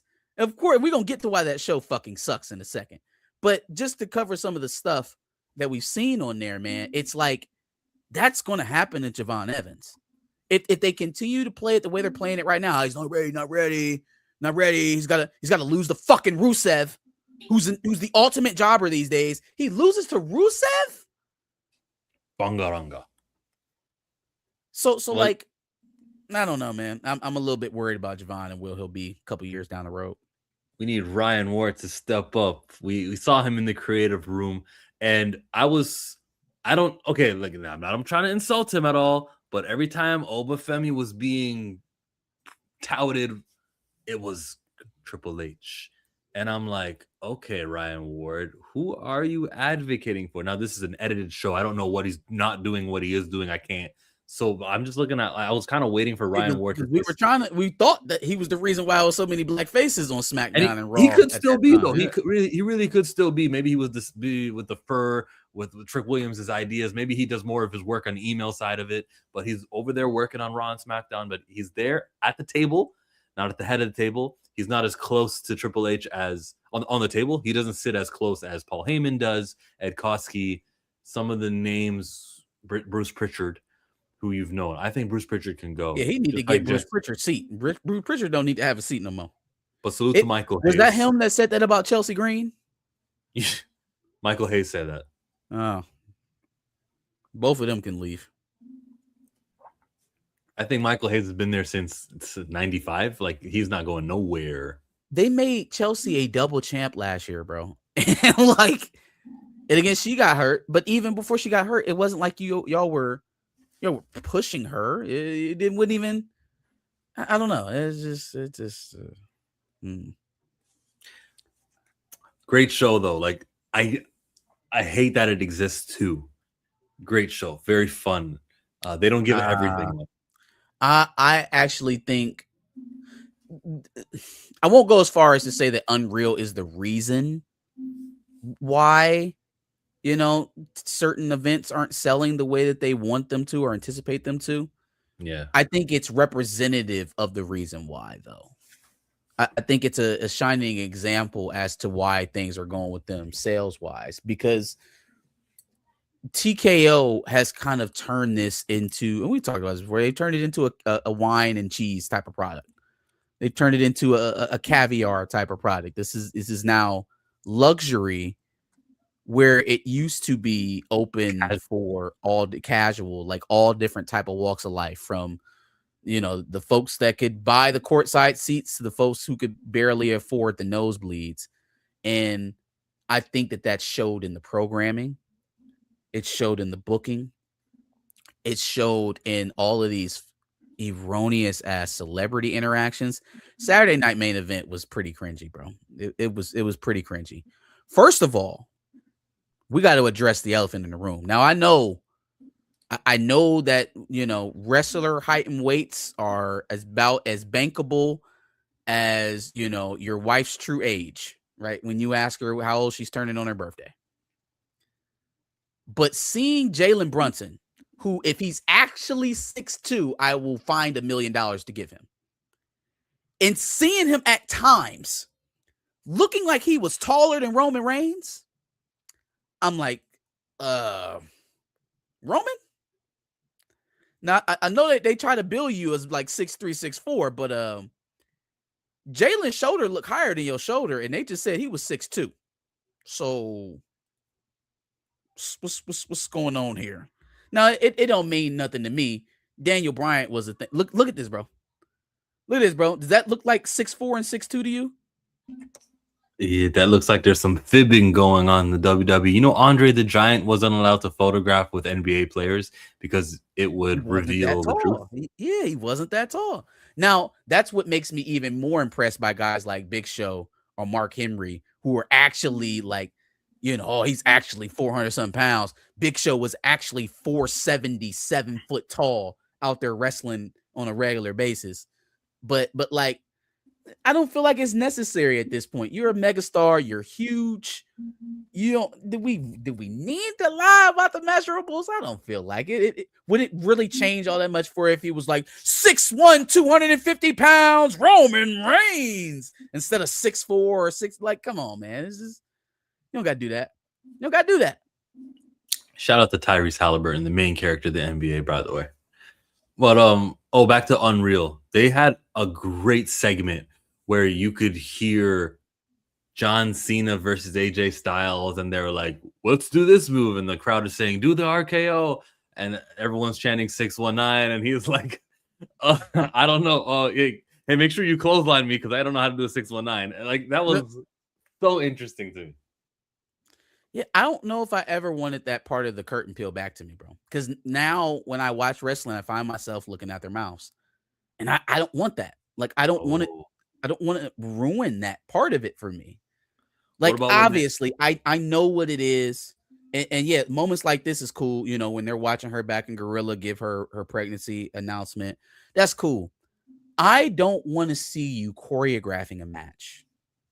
I already have to accept the situation as what it is, and I have to enter this reality where Yeah. I'm going to come along for the ride, and I'm going to believe you. You want to hear I'm some going shit to, too, though? I'm Like, gonna give it to you. You can't take me out of this. You can't give me this part of it and then expect me to ingratiate myself the same way. when you have match producers choreographing a match, and it's the same 6 guys on the road. It's TJ Wilson that you just saw here in the middle. It's the same 6 guys. I don't want to name them. It makes you realize that's why some of these matches are so routine and they paint by the number. Like they just there's no originality. Then you think of Nope. somewhere else like AEW and you get more variety. So that's what they revealed to me because it's the same guys. Abyss, it's the same guys doing these matches who Yeah. are you got to run everything by. And so yeah, that's why the suspense is the same way. That's why no one's trying submissions or I don't know, just so many ways to wrestle a match, and it feels like they're all paint by numbers.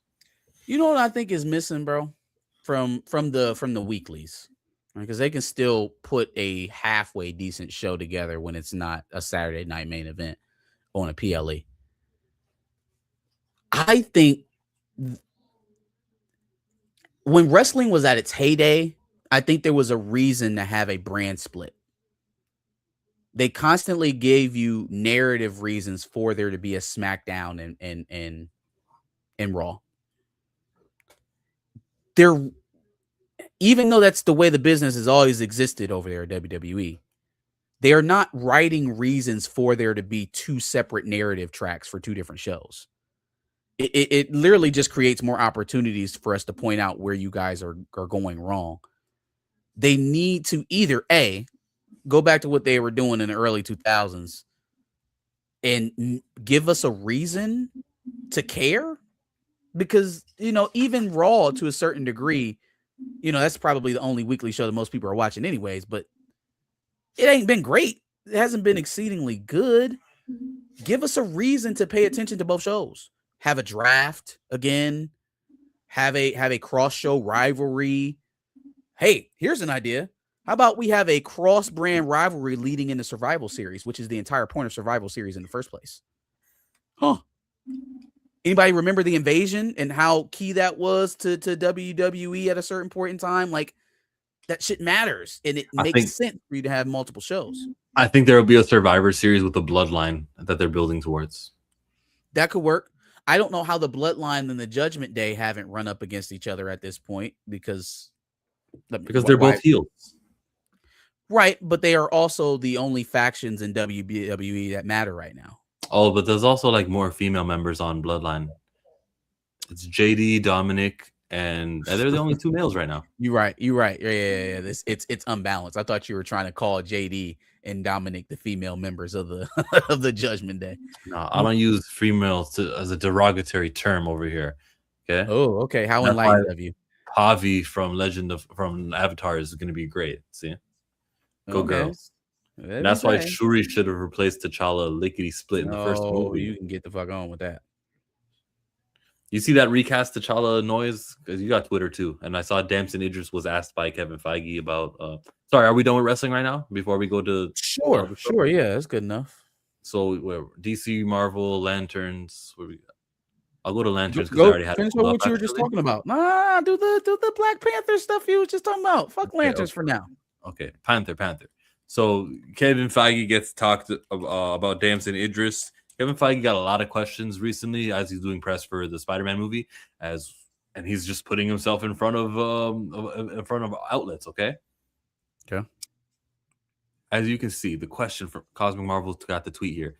When asked if he will reveal that Damson is the new Black Panther in the MCU, not today. Laughs. You know how much you want to read into that answer? Not today. as anything is, it's rehearsed from Kevin. So if he said it like that, he planned to say it like that. I don't think that was like an off the cuff. I don't think they caught him off guard. I don't know what to read into it though. Does that mean he has the job? Does that mean he's going to be T'Challa? Does that mean he's going to be the kid? I don't know exactly what to read into that. It was very brief. It does seem to hint at the fact that he has the job, but that's where we've kind of been at this whole time anyways, is that if it was going to be anybody, it seems like it's going to be Damson Idris at this moment. So I don't think he particularly revealed anything, but he teased just enough to lead you to believe that probably our suspicions are correct, that it's going to be Damson in Doomsday and Secret Wars. This was from Weibo. This has been translated, but hey, that's the source of this news that I just read over here. That he answers not today, and he laughs about Damson Idris. It's Damson Idris, right? But is he playing T'Challa? Because the question was whether he'll be Black Panther, not whether he'll be playing T'Challa, and that is the key thing. And it is important to use the word T'Challa when we talk about him and call Toussaint what he is, and it's Toussaint. And if you can get that out there, everybody, great. Not one Sant, two Sants. Leave a comment on people's videos when they do these videos and they say T'Challa Jr. No, we will train. We had 5 years to do this. We will train the masses into calling that bastard Toussaint. And calling that bastard Toussaint. I think you got a super chat there, brother. We got a super chat for $10. Oh, they got me feeling emotions.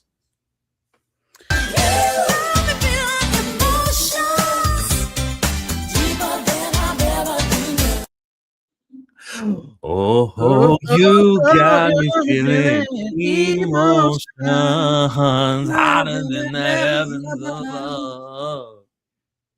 I feel cool. I feel nice. I never felt so satisfied. I'm in love, so alive, intoxicated.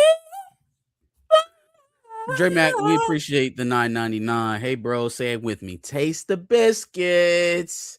Taste the goodness of the biscuits. With that honey sauce. Yo, can I get a Tyrone Magnus dancing and put that super chat? Send me the link to that video. Taste the biscuits. Taste the goodness of the biscuits. Dre Mac is the YouTuber, the Dre Mac Show, that you should be checking out.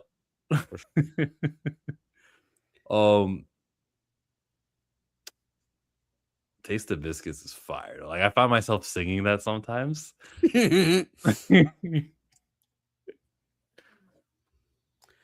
They all asked for a duo. They came, they showed up, they got what they was looking for. Give the people what they want, Perp.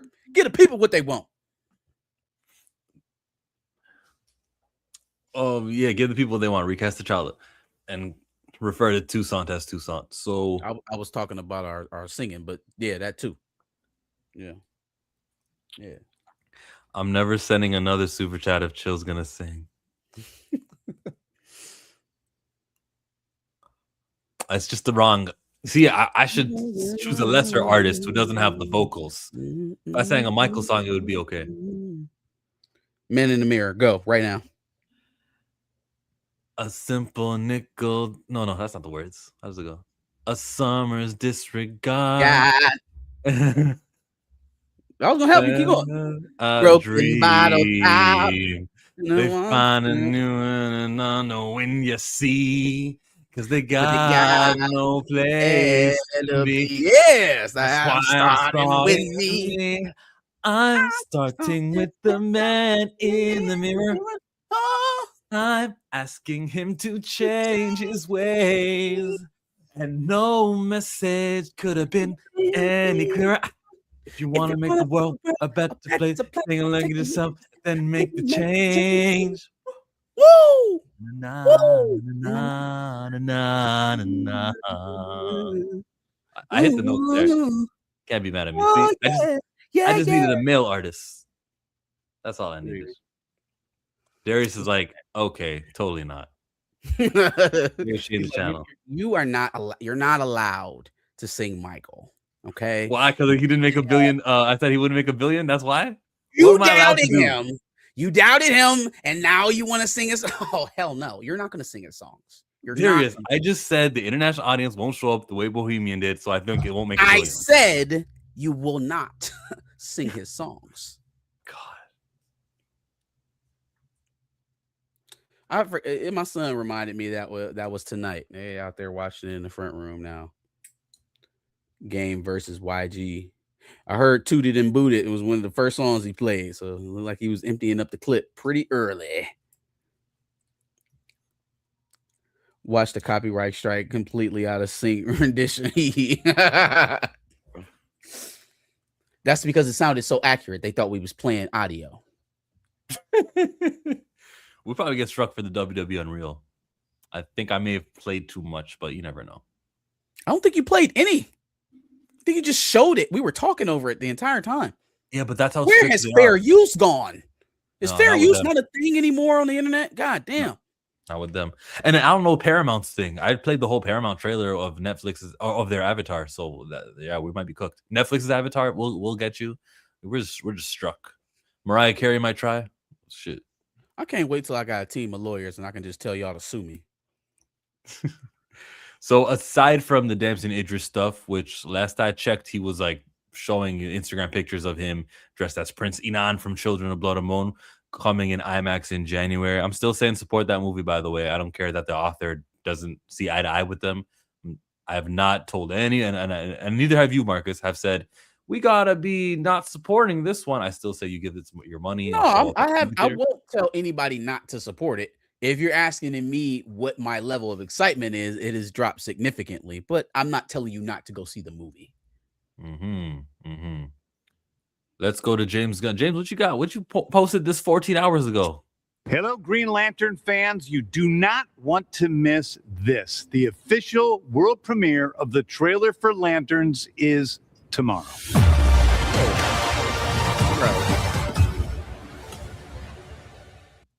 Got like 10 seconds of footage there.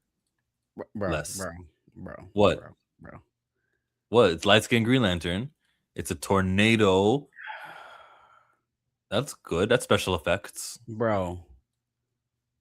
SDCC is Saturday. Yeah, and you know, Marcus, that Marvel is going to have so much attention. So why don't you do your stuff on Friday? God, bro. Saturday. So you're going to release it on the Friday going into Comic-Con. And get publicity. So if your fear is getting drowned out by the Marvel avalanche of marketing that's coming, which I don't believe is coming. We've seen the trailer, so we can talk about that after. We're not going to talk about Doomsday right now. We're talking about DC. Okay. If your idea is we don't want to get washed out, your idea is to put the trailer out while everybody's in the halls listening to other studios present their stuff live. You think your stuff is going to be more pronounced than the stuff that people are getting live footage on in the halls at the convention because you announced it on Twitter the day before? That's the calculus? You have a problem with this? Go to the damn convention and show the fucking trailer. Just go. Go to the convention, show the trailer, have Aaron Pierre there, have Kyle Chandler there, have Nathan Fillion there, have all the lanterns there in suits, show the trailer, kick ass, get people excited. Release a trailer online on Friday. Marvel already did that. He did last week. We don't want to get washed out by Marvel. They released the Doomsday trailer earlier this week. So you're going to sandwich yourself in between the Doomsday trailer and whatever they present at the convention in hope that in that little pocket that you got before people start looking at the fucking shit that's leaked out of the convention that you get your just due. What are you doing, bro? Just go. Send somebody to the fucking convention and have them show the trailer there. How much would this have cost you? How much would this have cost you to release it at the convention? You saved yourself nothing and you ceded the ground to your competitor. Absolutely ceded the ground to him. Hate it. Hate it. Don't hate the trailer that is sure to come out tomorrow. But I hate the idea that like I'm always going to announce what we're doing on the internet. I fucking hate that shit. I hate it. Especially when you're turning down opportunities to go to traditional places and present to your fans. Now, I will say there's this budding attitude that, oh, well, San Diego Comic-Cons aren't what they used to be, and you know, the reveals haven't been all that great, you know, for the last couple of years. I would chalk that up more so to an ebb and a flowing of some of the bigger news. Like over the last 20 years or so of conventions, we've got some of the biggest movie reveals of all time. And so if the highest of highs are like Chadwick Boseman coming out as Black Panther, Dr. Doom coming out as Robert Downey Jr., you know, shit like that. The bar is very high. The bar is very high. I think eventually we'll start hitting those heights again for certain reveals at studios down the line. Hell, Marvel could do it Saturday with the X-Men. If they decide to show y'all something, some characters that they've already casted for the X-Men, they're going to break the fucking internet. So this idea that like, oh, just chalk up Comic-Con, it don't matter no more. We just gonna release the shit online. That's exactly why you are where you are right now. This flippant attitude to how you market your products is probably why you are where you are right now.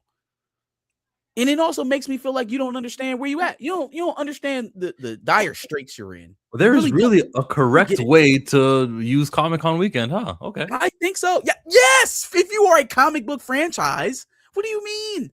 This is like this is the nerd pilgrimage that everyone looks for every year, regardless of what studio you're rooting for behind, if DC guy, Marvel guy, or somewhere in between. Everybody pays attention to this Comic-Con.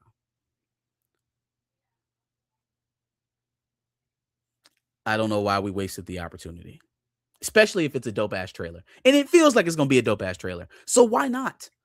Why not?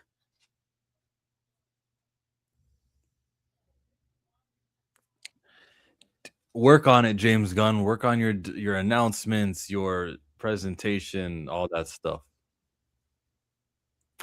Improve. Let's see what chat's talking about.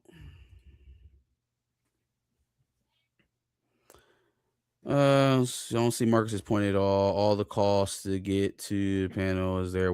How for showing a trailer? The cost in showing a trailer? Of bringing the talents, plane tickets, hotel. Now that you're a major motion picture studio. That's the cost of doing a business. Flying your talent to a destination. That's what we're talking about. That's all the cost we're talking about. They're probably already in California. If you don't want to spend that, then we're kind of already shot in the foot. The shit is expensive. It gets expensive. They have multi-$100 million budgets for these projects. Yes, showing up to cons and exciting your fan base is part of it. I don't know. Did Marvel get exciting your fan base? How many people are actually going to fit in Hall H? 1,000, 2,000? It's not even about just the people who are there. It's about those people who are then going to link it online and present it as, oh my God, like they're setting the standard. If the first time we see an X-Men casting, right, is some Hollywood Reporter or Variety article with their face from some other project in the byline that they've been cast in such and such X-Men project, versus, ladies and gentlemen, we've drafted our new Storm. And then there, in front of the entire crowd, they reveal who the new character of Storm is. They go crazy. They scream. That little bit of nuance in between just dropping it on the internet and seeing human reaction to it live in real time makes a difference. So we want human reactions. Do we need Comic-Con Hall H for that? Well, he's doing it on Comic-Con weekend. So yeah, you should. Where else do you? Where else do you get those? Create your own event. How about that? How about DC? Absolutely. Finds a place not in San Diego, but in Los Angeles itself, where the actors will be. Rent out a comic book shop, make it an arena. I don't know. There's lots of places in Los Angeles that you can pay a little money for, put a down payment, and have a venue for a few hours, and just make it so that people react to your first time seeing Lobos, for first time seeing Jason Momoa in the suit. We could have had that last year, especially when you got 2 movies a year for the next 10 years coming out of DC. You got a TV show. Like, there's always going to be something to talk about. So have an annual the first week of January. Guess what? DC does their thing. They create the event. Yeah. With them not having another like a D23, it makes it even more like dire that they use this opportunity. When else are you going to do it? Like you said, you don't have another event. You don't have a D23. You don't have another like specialized con that's just for your content. So it's either go viral on the internet or bust. I wasn't even expecting him to drop anything from the way he did it last year. Well, he did. And then Kevin Feige didn't do anything last year either, which means expectations are up. People in a room, millions online. Again, it's not just about the crowd and who's watching it there. It's about the reaction that then precipitates from that crowd's reaction. Like, yeah, we all pretend that like we're these isolated individuals and we just all form our opinions based off of things that we like personally, and that's 100% of the calculus, and that's ridiculous. No one would ever sell anything if that's how things work. Your idea of what is quote unquote popular comes from the reaction of people around you. It comes from your parasocial relationships that you have.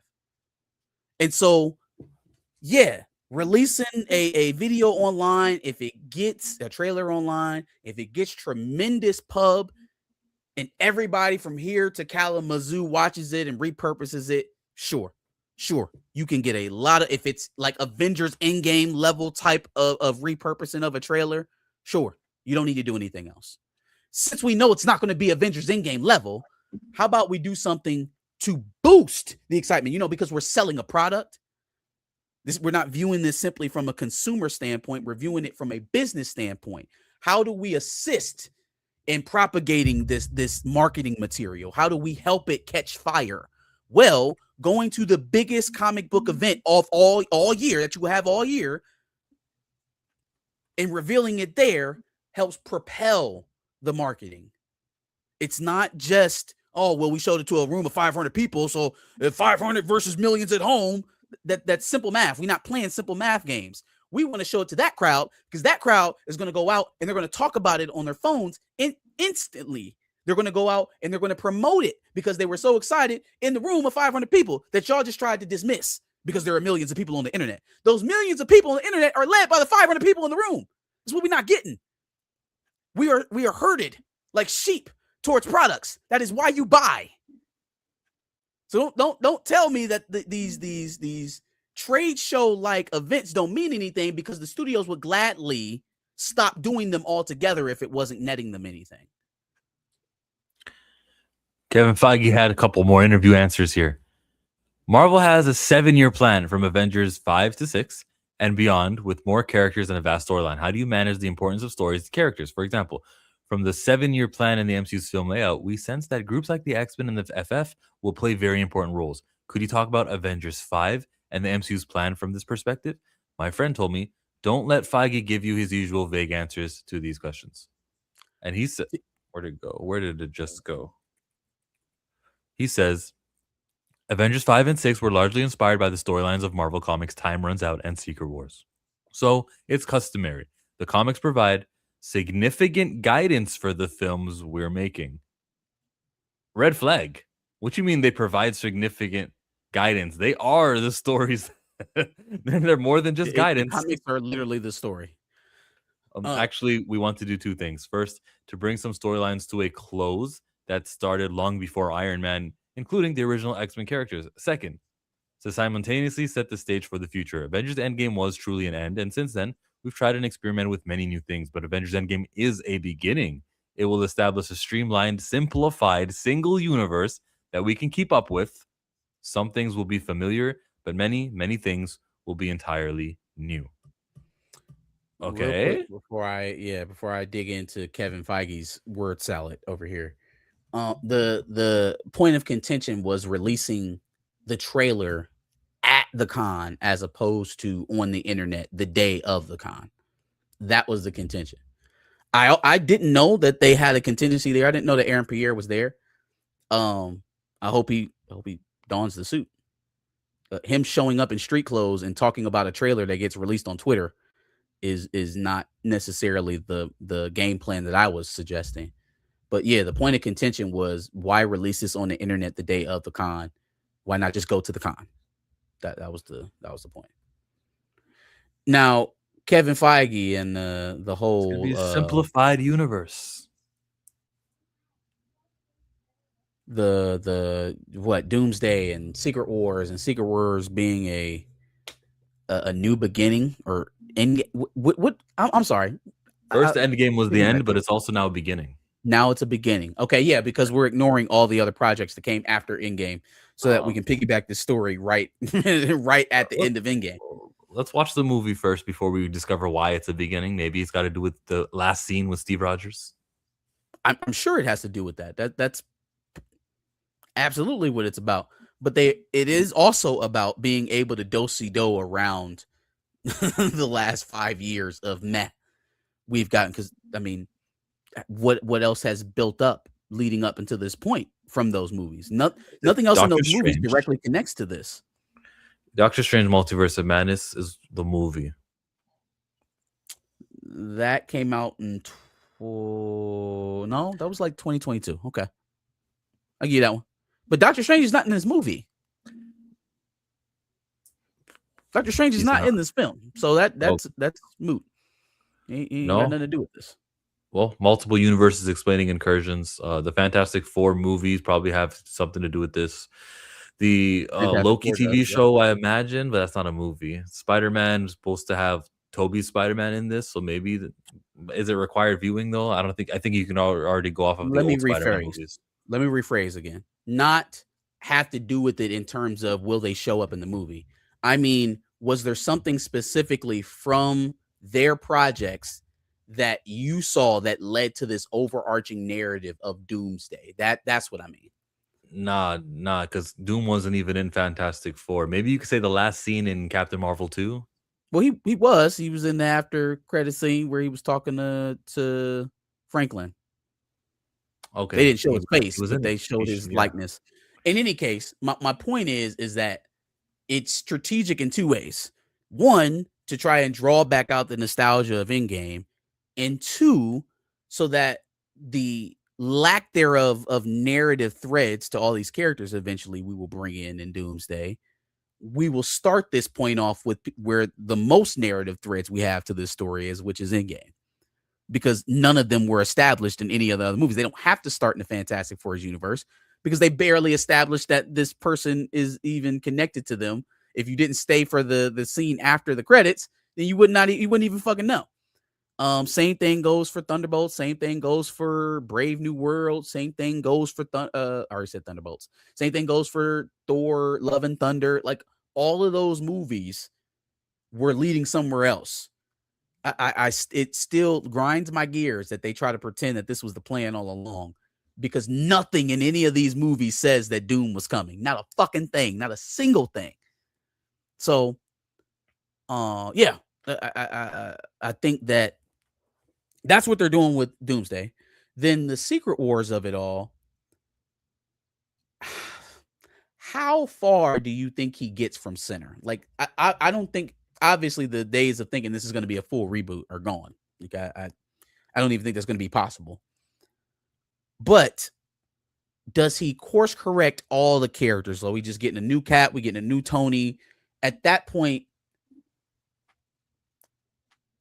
I don't know, man. I don't know, because it's going to get complicated. How can you have a Thor 5 after that if Chris Hemsworth keeps being Thor, but you've recasted Steve and Tony? Like, we just gonna rock with Chris Hemsworth? Yeah. Okay. I mean, so we. Kevin, go ahead. I'm gonna change the topic. Damn, we're done talking about Marvel already? No, just another quote. Oh, go ahead. And then to speak about Sadie one more time, because she can't, is it's a high bar. The three actors in front of me set a very high bar, and we try to always do that at Marvel, is have great casts. And when you bring somebody in, it has to be a very high bar. And I don't know if we've talked about this before, or if you guys remember, but we were discussing what character to bring in, what types of characters and villain agendas, and we were thinking, we had sort of this idea for a story. Hey, villain agendas, right? Like, will the X-Men be hated for their race? Line, and we were thinking about various characters of who it could be, and the reason it's the character that people will see very, very soon is because of Sadie, is because our co-producer Emily Fong said, well, Sadie Sink could play this character, and Destin had worked with her, and within that moment we went, oh yes, it should be her and it should be this character, which is why there was no audition process or anything. There were some phone calls and some. Must be nice. Must be nice. Cut to Tom's audition tape again. Yeah. Tom? I think I did 7. I'm not gonna lie to you, bro. Yeah. I'm with Tom. Must be nice, because what the fuck even is this? What do you? Again, I know we don't live in a world driven by meritocracy, right? This is a world that's driven by relationships and heritage. So it's not surprising to me at all that, you know, somebody who represents Sadie Sink was close to a Marvel production and he was just a phone call away, and so her name got mentioned, and it was just, you know, a match made in heaven. Sure. But it's how flippantly you discuss it, as if like there aren't hundreds of actors, thousands of actors, millions of actors around the world listening to this. Like, damn, I knew I didn't have a chance. It sounds like Chelsea Green, bro. Sounds like Chelsea Green. I knew that ceiling existed. It hits differently to hear somebody who's in charge of your career say it out loud, though. So just imagine you've been trying to get into Marvel your whole life. You care about these characters. You care about the stories. You would actually take it to heart to be in this position. And to hear him just, you know, as a turn of phrase, yeah, you know, she didn't even have to audition. We called. We thought she'd work out, and she got a multi-million-dollar job. Her hair's red. And if she's Jean Grey, hope it works out. If it works out, then it sounds like something that was, you know, pretty smart or a cool story to tell at dinner parties. If for some reason it doesn't, you look like a moron. Like, to have that quote on record. Yeah, she didn't even have to audition. I hope it works out for everybody involved, for us as an audience, for Sadie Sink as an actor, for Kevin Feige as an executive. I hope it works out for everybody, because that sounds utterly ridiculous. It sounds ridiculous that a role like Jean Grey could be just tossed to a buddy or somebody that you knew because of some other relations, not because she's the most talented actor, not because she's the best person to play Jean Grey, but just because, you know, oh, I think Sadie could play her. She got mentioned in the article. Yeah. Star power. Star Like power. Tom Hanks doesn't have to audition. But Sadie Sink is not the most star power heavy redhead that could have played Sadie Sink. Shit, if you was going for star power, you would have just kept Sophie Turner. No, if star power is what mattered the most, you probably would have just kept Sophie Turner. I think it was very necessary to not use Sophie Turner. It was very necessary to the make Fox X-Men. My point was that there are more popular redheads. Yeah, how old Sophie though? 30? If she's in her early 30s. Yeah, early 30s. How old is the Jonas That would be another brother? reason why you're starting with somebody younger.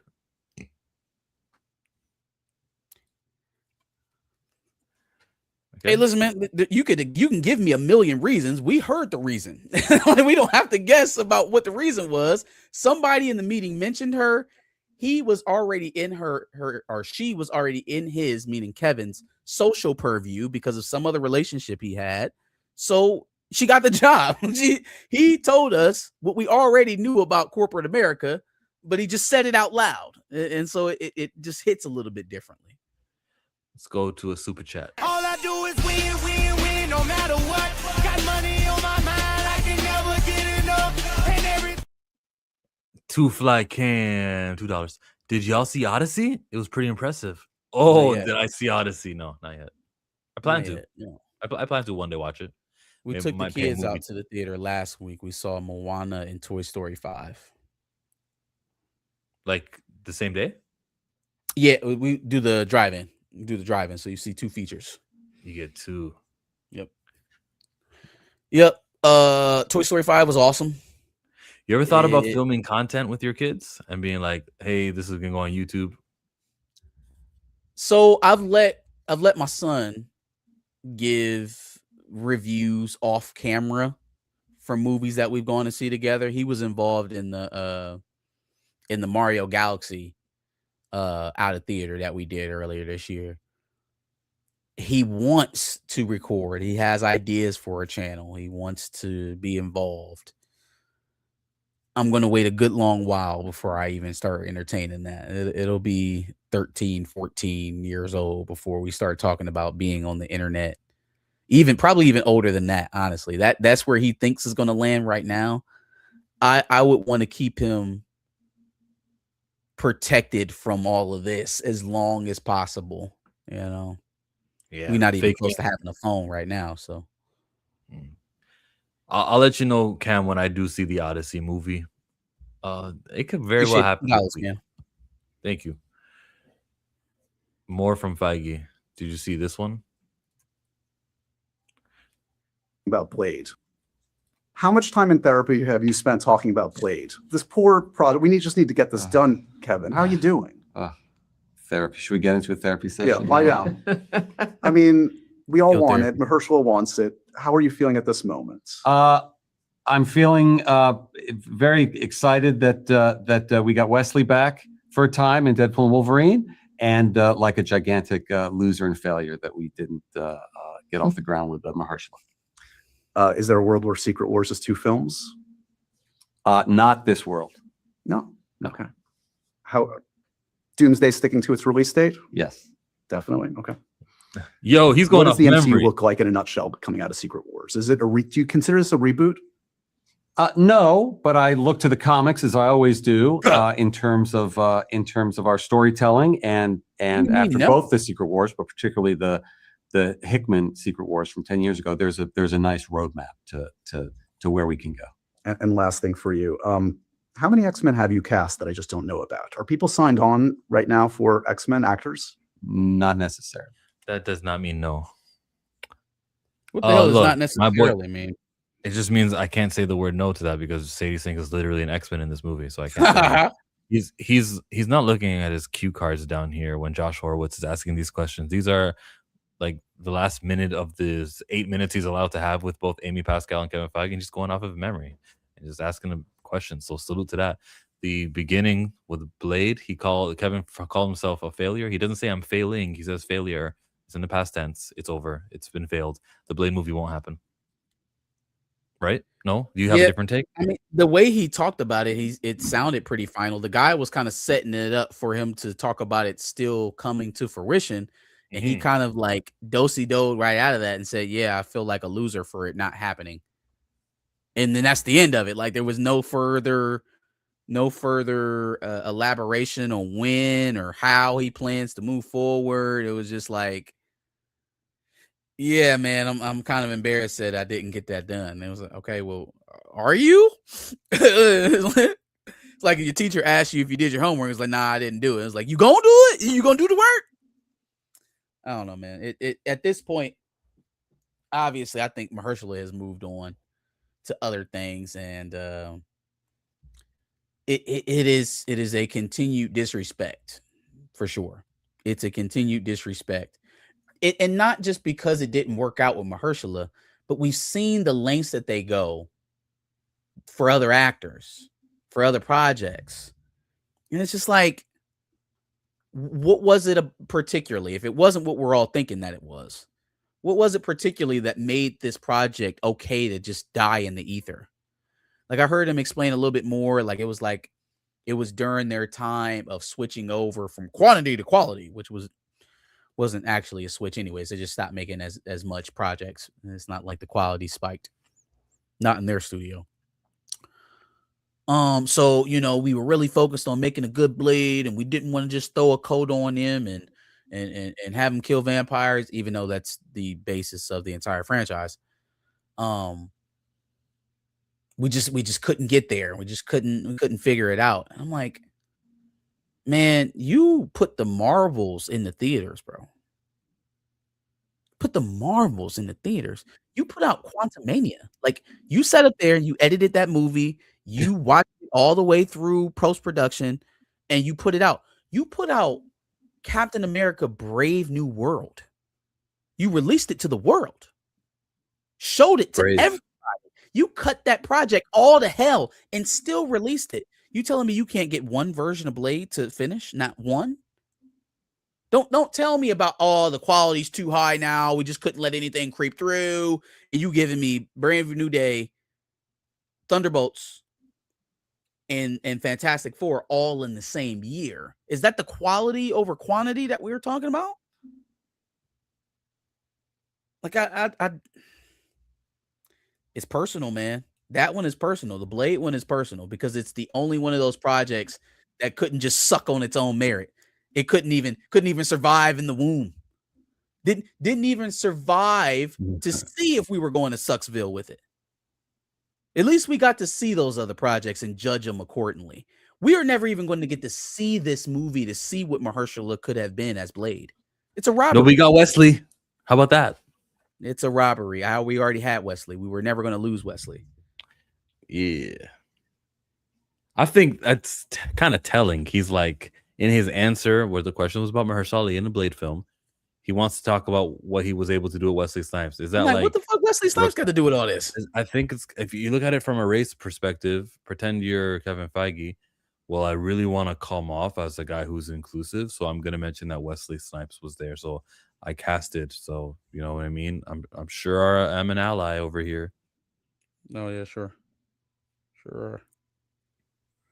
With allies like that, what do you need enemies for? Mahershala turned down Commissioner Gordon for Blade and probably a bunch of other roles. He was supposed to be Gordon. Isn't that interesting? And then went to Jeffrey Wright. It's just funny that they went from black actor to black actor. It's almost like there's this pie chart that they've got to fulfill for their movies. It's crazy. I think it's almost like when Larry David, what's the name of, who's the dude who's not, it's not Bo DeMeo anymore. It's Larry Houston. It's like, oh, that gets to be our writer now for X-Men 97. I think he fell out with Mahershala, and Feige is like, so what? Don't do that, Antoine. Don't go, Mahershala fell out. Oh, Kevin Feige and them had a personal problem. Nah, bro, don't even do that. Like, they fell out. I think this was just a business. Like, I don't want to act like they fought each other. They are falling out. It depends what you mean by fallout. And Feige is like, so what? The character that made MCU possible, but we get the Fantastic Four trash. Virgil Van Dyke with a beard on the left. I can't unsee it. Oh, appreciate you. Uncle Ben says Virgil Van Dyke, like Dick Van Dyke. Virgil Kevin Van Dyke had to mention Wesley so as not to make his answer entirely negative. He was saving himself. I could see that too. They did fall out. How about this? What if Mahershala is part of the issue? I don't want to do that.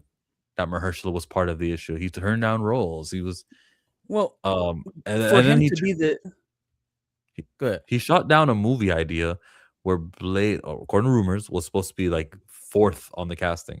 And I remember seeing that comic book of Bloodline, Daughter of Blade, around the same time. It felt like they weren't gung ho on Blade in the Blade movie. It was about other people. So I'm not mad at him, but what if he was part of the issue as far as being particular on the script or other things?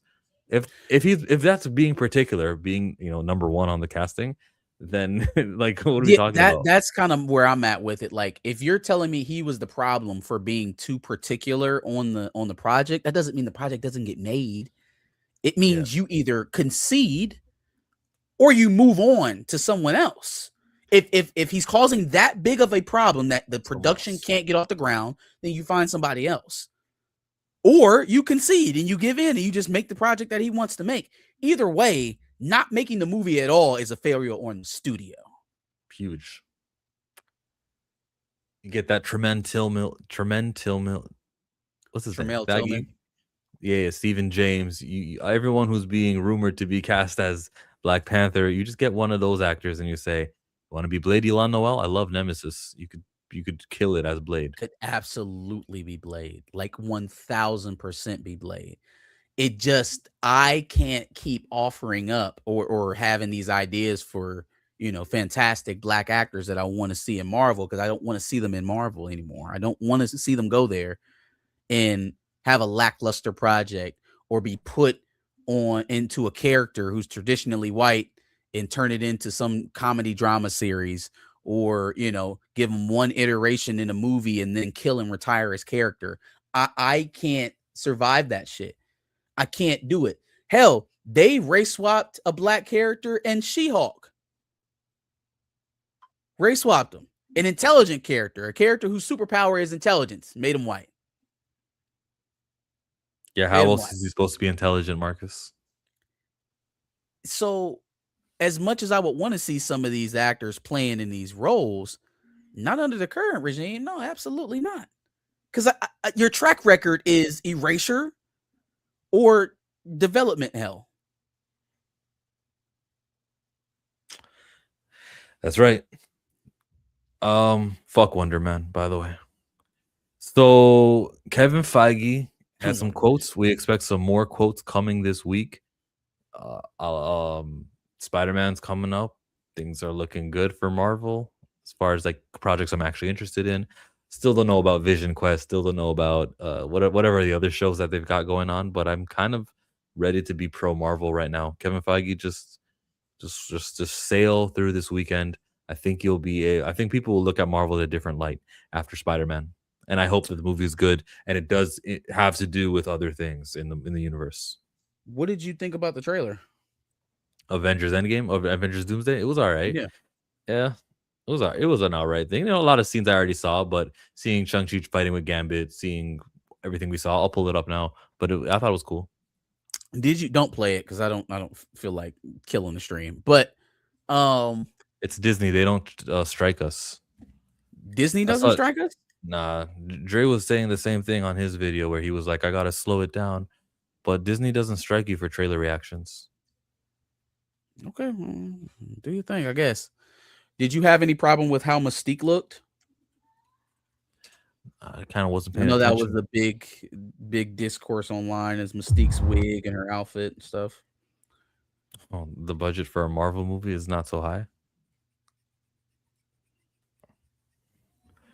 Well, yeah, Doom was in it. Doom barely talks. When is Mystique's part? I don't particularly remember when the X-Men show up. I don't know. Yeah. Right there we go.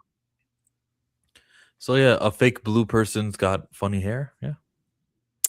Prosthetics look a little weird. The suit is accurate to the X-Men Evolution Mystique, though. I like that. That's cool. Yeah, that's not even close to my biggest takeaway from this. I saw a lot of chatter about who's being edited out of the shot. Here is Iron Man and Cap right in the middle. Like, who's supposed to be standing there? I don't think this is the movie for that, y'all. I don't think Iron Man's going to show back up in Doomsday. They're going to lose. They're going to get fucking worked. Okay, Robert Downey Jr. is not part of this trailer at all because he's back as Iron Man. He's not playing Dr. Doom with the face mask. He's playing Iron Man. Okay, cut it out. Okay, if that happens, I will give you all of the credit in the world for calling it from outside of the gym. You called it from the fucking parking deck. Okay, but until then, I don't want to hear it. I don't think that Iron Man is going to be in this. I don't think there are people cut out. I think this is your team. Maybe Storm and Jean Grey are missing from the X-Men side. That's it. And potentially Monica. That's it. Everybody else, this is it. This your squad right here. And they're going to get fucking wrecked. They're going to get destroyed. They got a good leader in Thor. Someone I actually care about. Man. First of all, here's what we do have to discuss. Is the power scaling that we've already seen in this trailer. So as we go along, at some point you're going to see Thor try to bring Stormbreaker down on Doom, and he fucking catches it. Now we've seen Thanos kill Dr. Doom, or Dr. Doom kill Thanos in the comics. We understand his powers and all that other stuff, but like there's usually some sort of level up before he gets to a point where he can do some shit like this. Like it's not just like baseline Doom that can stop a what do you call it, a Power Stone powered weapon. I'm missing the verbiage on that, but y'all know, y'all see where I'm getting at. Like right now, like that's OD. Like that's a lot. Thanos took that shit to the chest and was barely able to fucking talk. This motherfucker caught it with his hand. They trying to set him on a whole nother plane. And he looks at him all disappointed. Thor. But yeah, look, he gets another hammer in this. So that's a different part of the movie where he's got Mjolnir, he's got Stormbreaker. Well, he got that back at the end of the movie. Or no, he didn't. Steve took it. So how the fuck he get it back? Hand it back to Steve. Is this the one with the shatters in it? No, it's not shattered. It looks like it's It is. No, it is. Look closely. It's got the little breaks and shit in it. Yeah? I noticed that the first time seeing it. Okay. When Thor's holding it down before he reaches out to give it to Steve, you might be able to see it. Right there. You see it? You see the breaks? Yep. Well, they're gonna say it's healing. How the fuck did he get that back? They're gonna say Mjolnir is healing and Mjolnir is alive, and that's why you got to buy the new toy where it's not a shatter. Shit to another time. Took it to another timeline. How the fuck did he get that shit back? Would have made more sense for Steve to show up with it. What? How did he get the shattered one back? In Thor: Love and Thunder, Jane Foster goes to where Hela broke it, and then she reassembles it. That's Hela breaks Mjolnir during Ragnarok. They're like on Ragnarok. a cliff. Yep, I remember that. And when you go to that cliff, and they like made Mjolnir reassembled again. So what Mjolnir did he give to Steve in Endgame? What was that? The one from Back in Time. Oh yeah, he went back to see his mom. Okay, there you go. All right, I needed a bit of a. Does that fix the trailer for you? Now it's an excellent trailer. No, it didn't fix the trailer, but it was a. That makes it make a little bit more sense now. Now I get it. I forgot about him going back in time to grab Mjolnir. Yes, in Avengers Endgame in the beginning, and yeah, the big scene is that Steve Rogers is back. It is Steve Rogers, right? Like you don't think that this is a doppelganger Loki? So, unless Dr. Doom is just so overpowered that he can wreck the X-Men, Fantastic Four, and Avengers all in one fell swoop by himself, I think it makes a little bit more sense narratively for him to have an inside man to kind of get the treachery rolling. I also think that, like, all right, so think about Steve when he first broke out of the ice. When you saw him outside of his uniform, how he kind of used to dress. It was very, you could almost tell that he was a military man, right? That he was former military in some way. Very plain t-shirts. His shirt is fucking tucked in. He's wearing slacks and stuff like that. Like Steve outside of his uniform is very squarish coming into the 21st century. Now, this Steve done let his hair grow. This Steve here, hair down below his ears, beard growing wild. He ain't tamed that thing in months. He got a bomber jacket on. Look like he just left the bar catching a few brews. This Steve don't look like the Steve that won't cuss. This the Steve that kissed his niece in a different timeline. That's the Steve right there. That's the I kissed my niece Steve. That's a different Steve. So that it may be Hydra Cap. All right. I don't think that at all. I think it's Cap. Might be Hydra Cap. Okay. Super chat. Fly as an eagle, fresh out of Philly. Yeah, I still rep the city. Mirrors on the wall, worth $500 million. Had to do some Cat Williams. Vincent says the new trailer for Resident Evil came out. It gives more context. Love how it's setting up. The trailer for Other Mummy looks good too. Oh, that's that horror stuff, guys. Horror, you know me and horror. Can't wait to be scared. Wait, did you see the Resident watched Evil? Lee Cronin's Mummy the other night. That shit was awesome.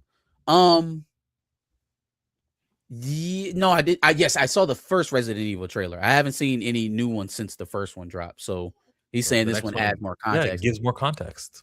I'm glad that we're not sticking with the that this is somewhat of a reboot, that we're not sticking with the same old Resident Evil storyline we've been used to for the last 15 years, because it was starting to run thin a bit. Like when she started getting like fucking telekinesis and shit like that powers, it was like, all right, it's getting a little wacky. I thought it was just zombies, like post-apocalyptic type stuff. It kind of started mixing superhero shit with zombies, and it was like, this don't fit. These things don't go together. Thank you for that super chat. But there's more supers to chat.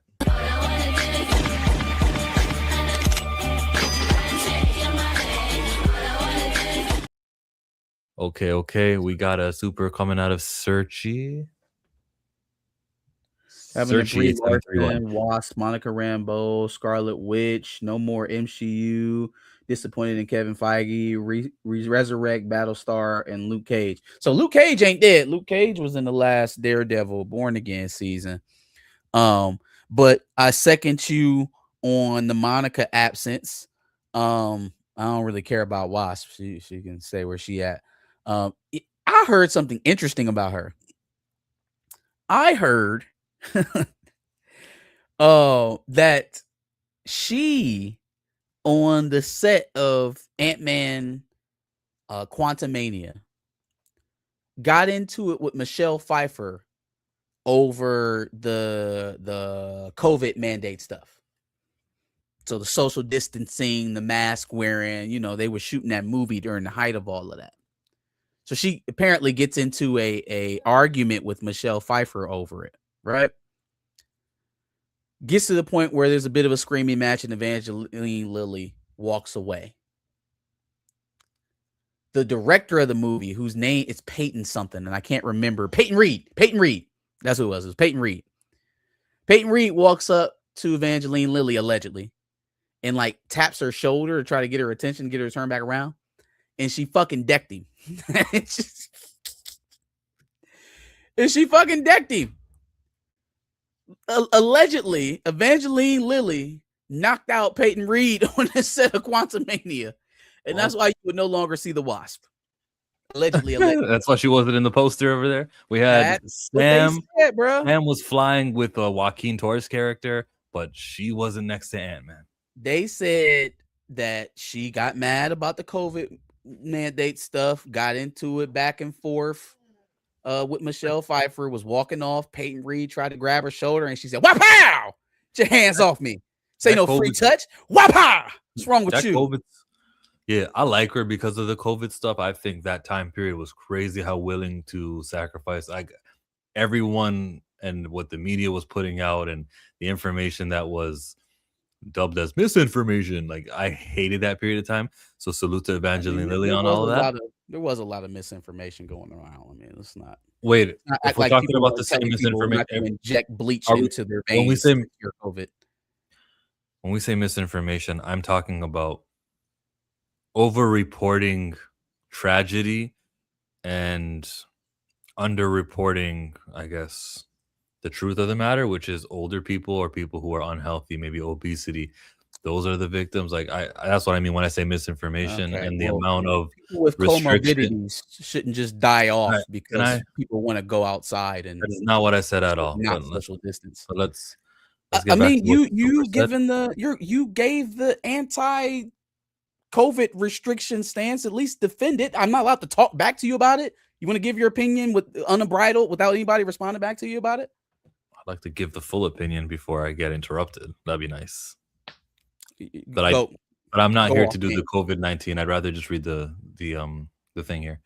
What happened to these characters? Brie Larson, I would imagine she started all this too.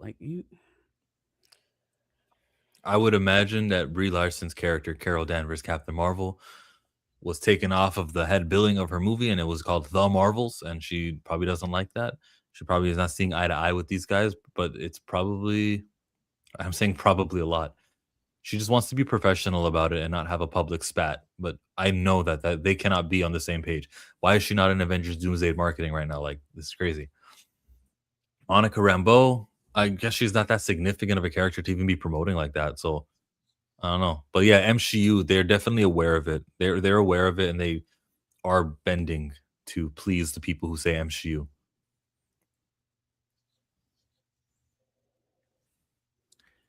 That'd be that. Is that our stream today? If you would like to give a donation to the GoFundMe page that Darius has, the link is there in the chat right now. Thank you for the super chats that have come in, but be sure to be generous also over there for Planet Fanatics. Sure. We'll see you on Sunday, chit-chatting, right? Yep. Sunday at 4:30 on the couch. Come check us out. I think Josh will be showing up to Tina's Comic-Con panel on Saturday. So watch out for that as well. Saturday night. Tune in. Be there, be square. Tina Locklear. That should be her new song. Cue to Josh. Is this how y'all ending? Yeah. Yeah, because we don't want to talk about COVID shots, I guess. So we just gonna end it. We just gonna end it.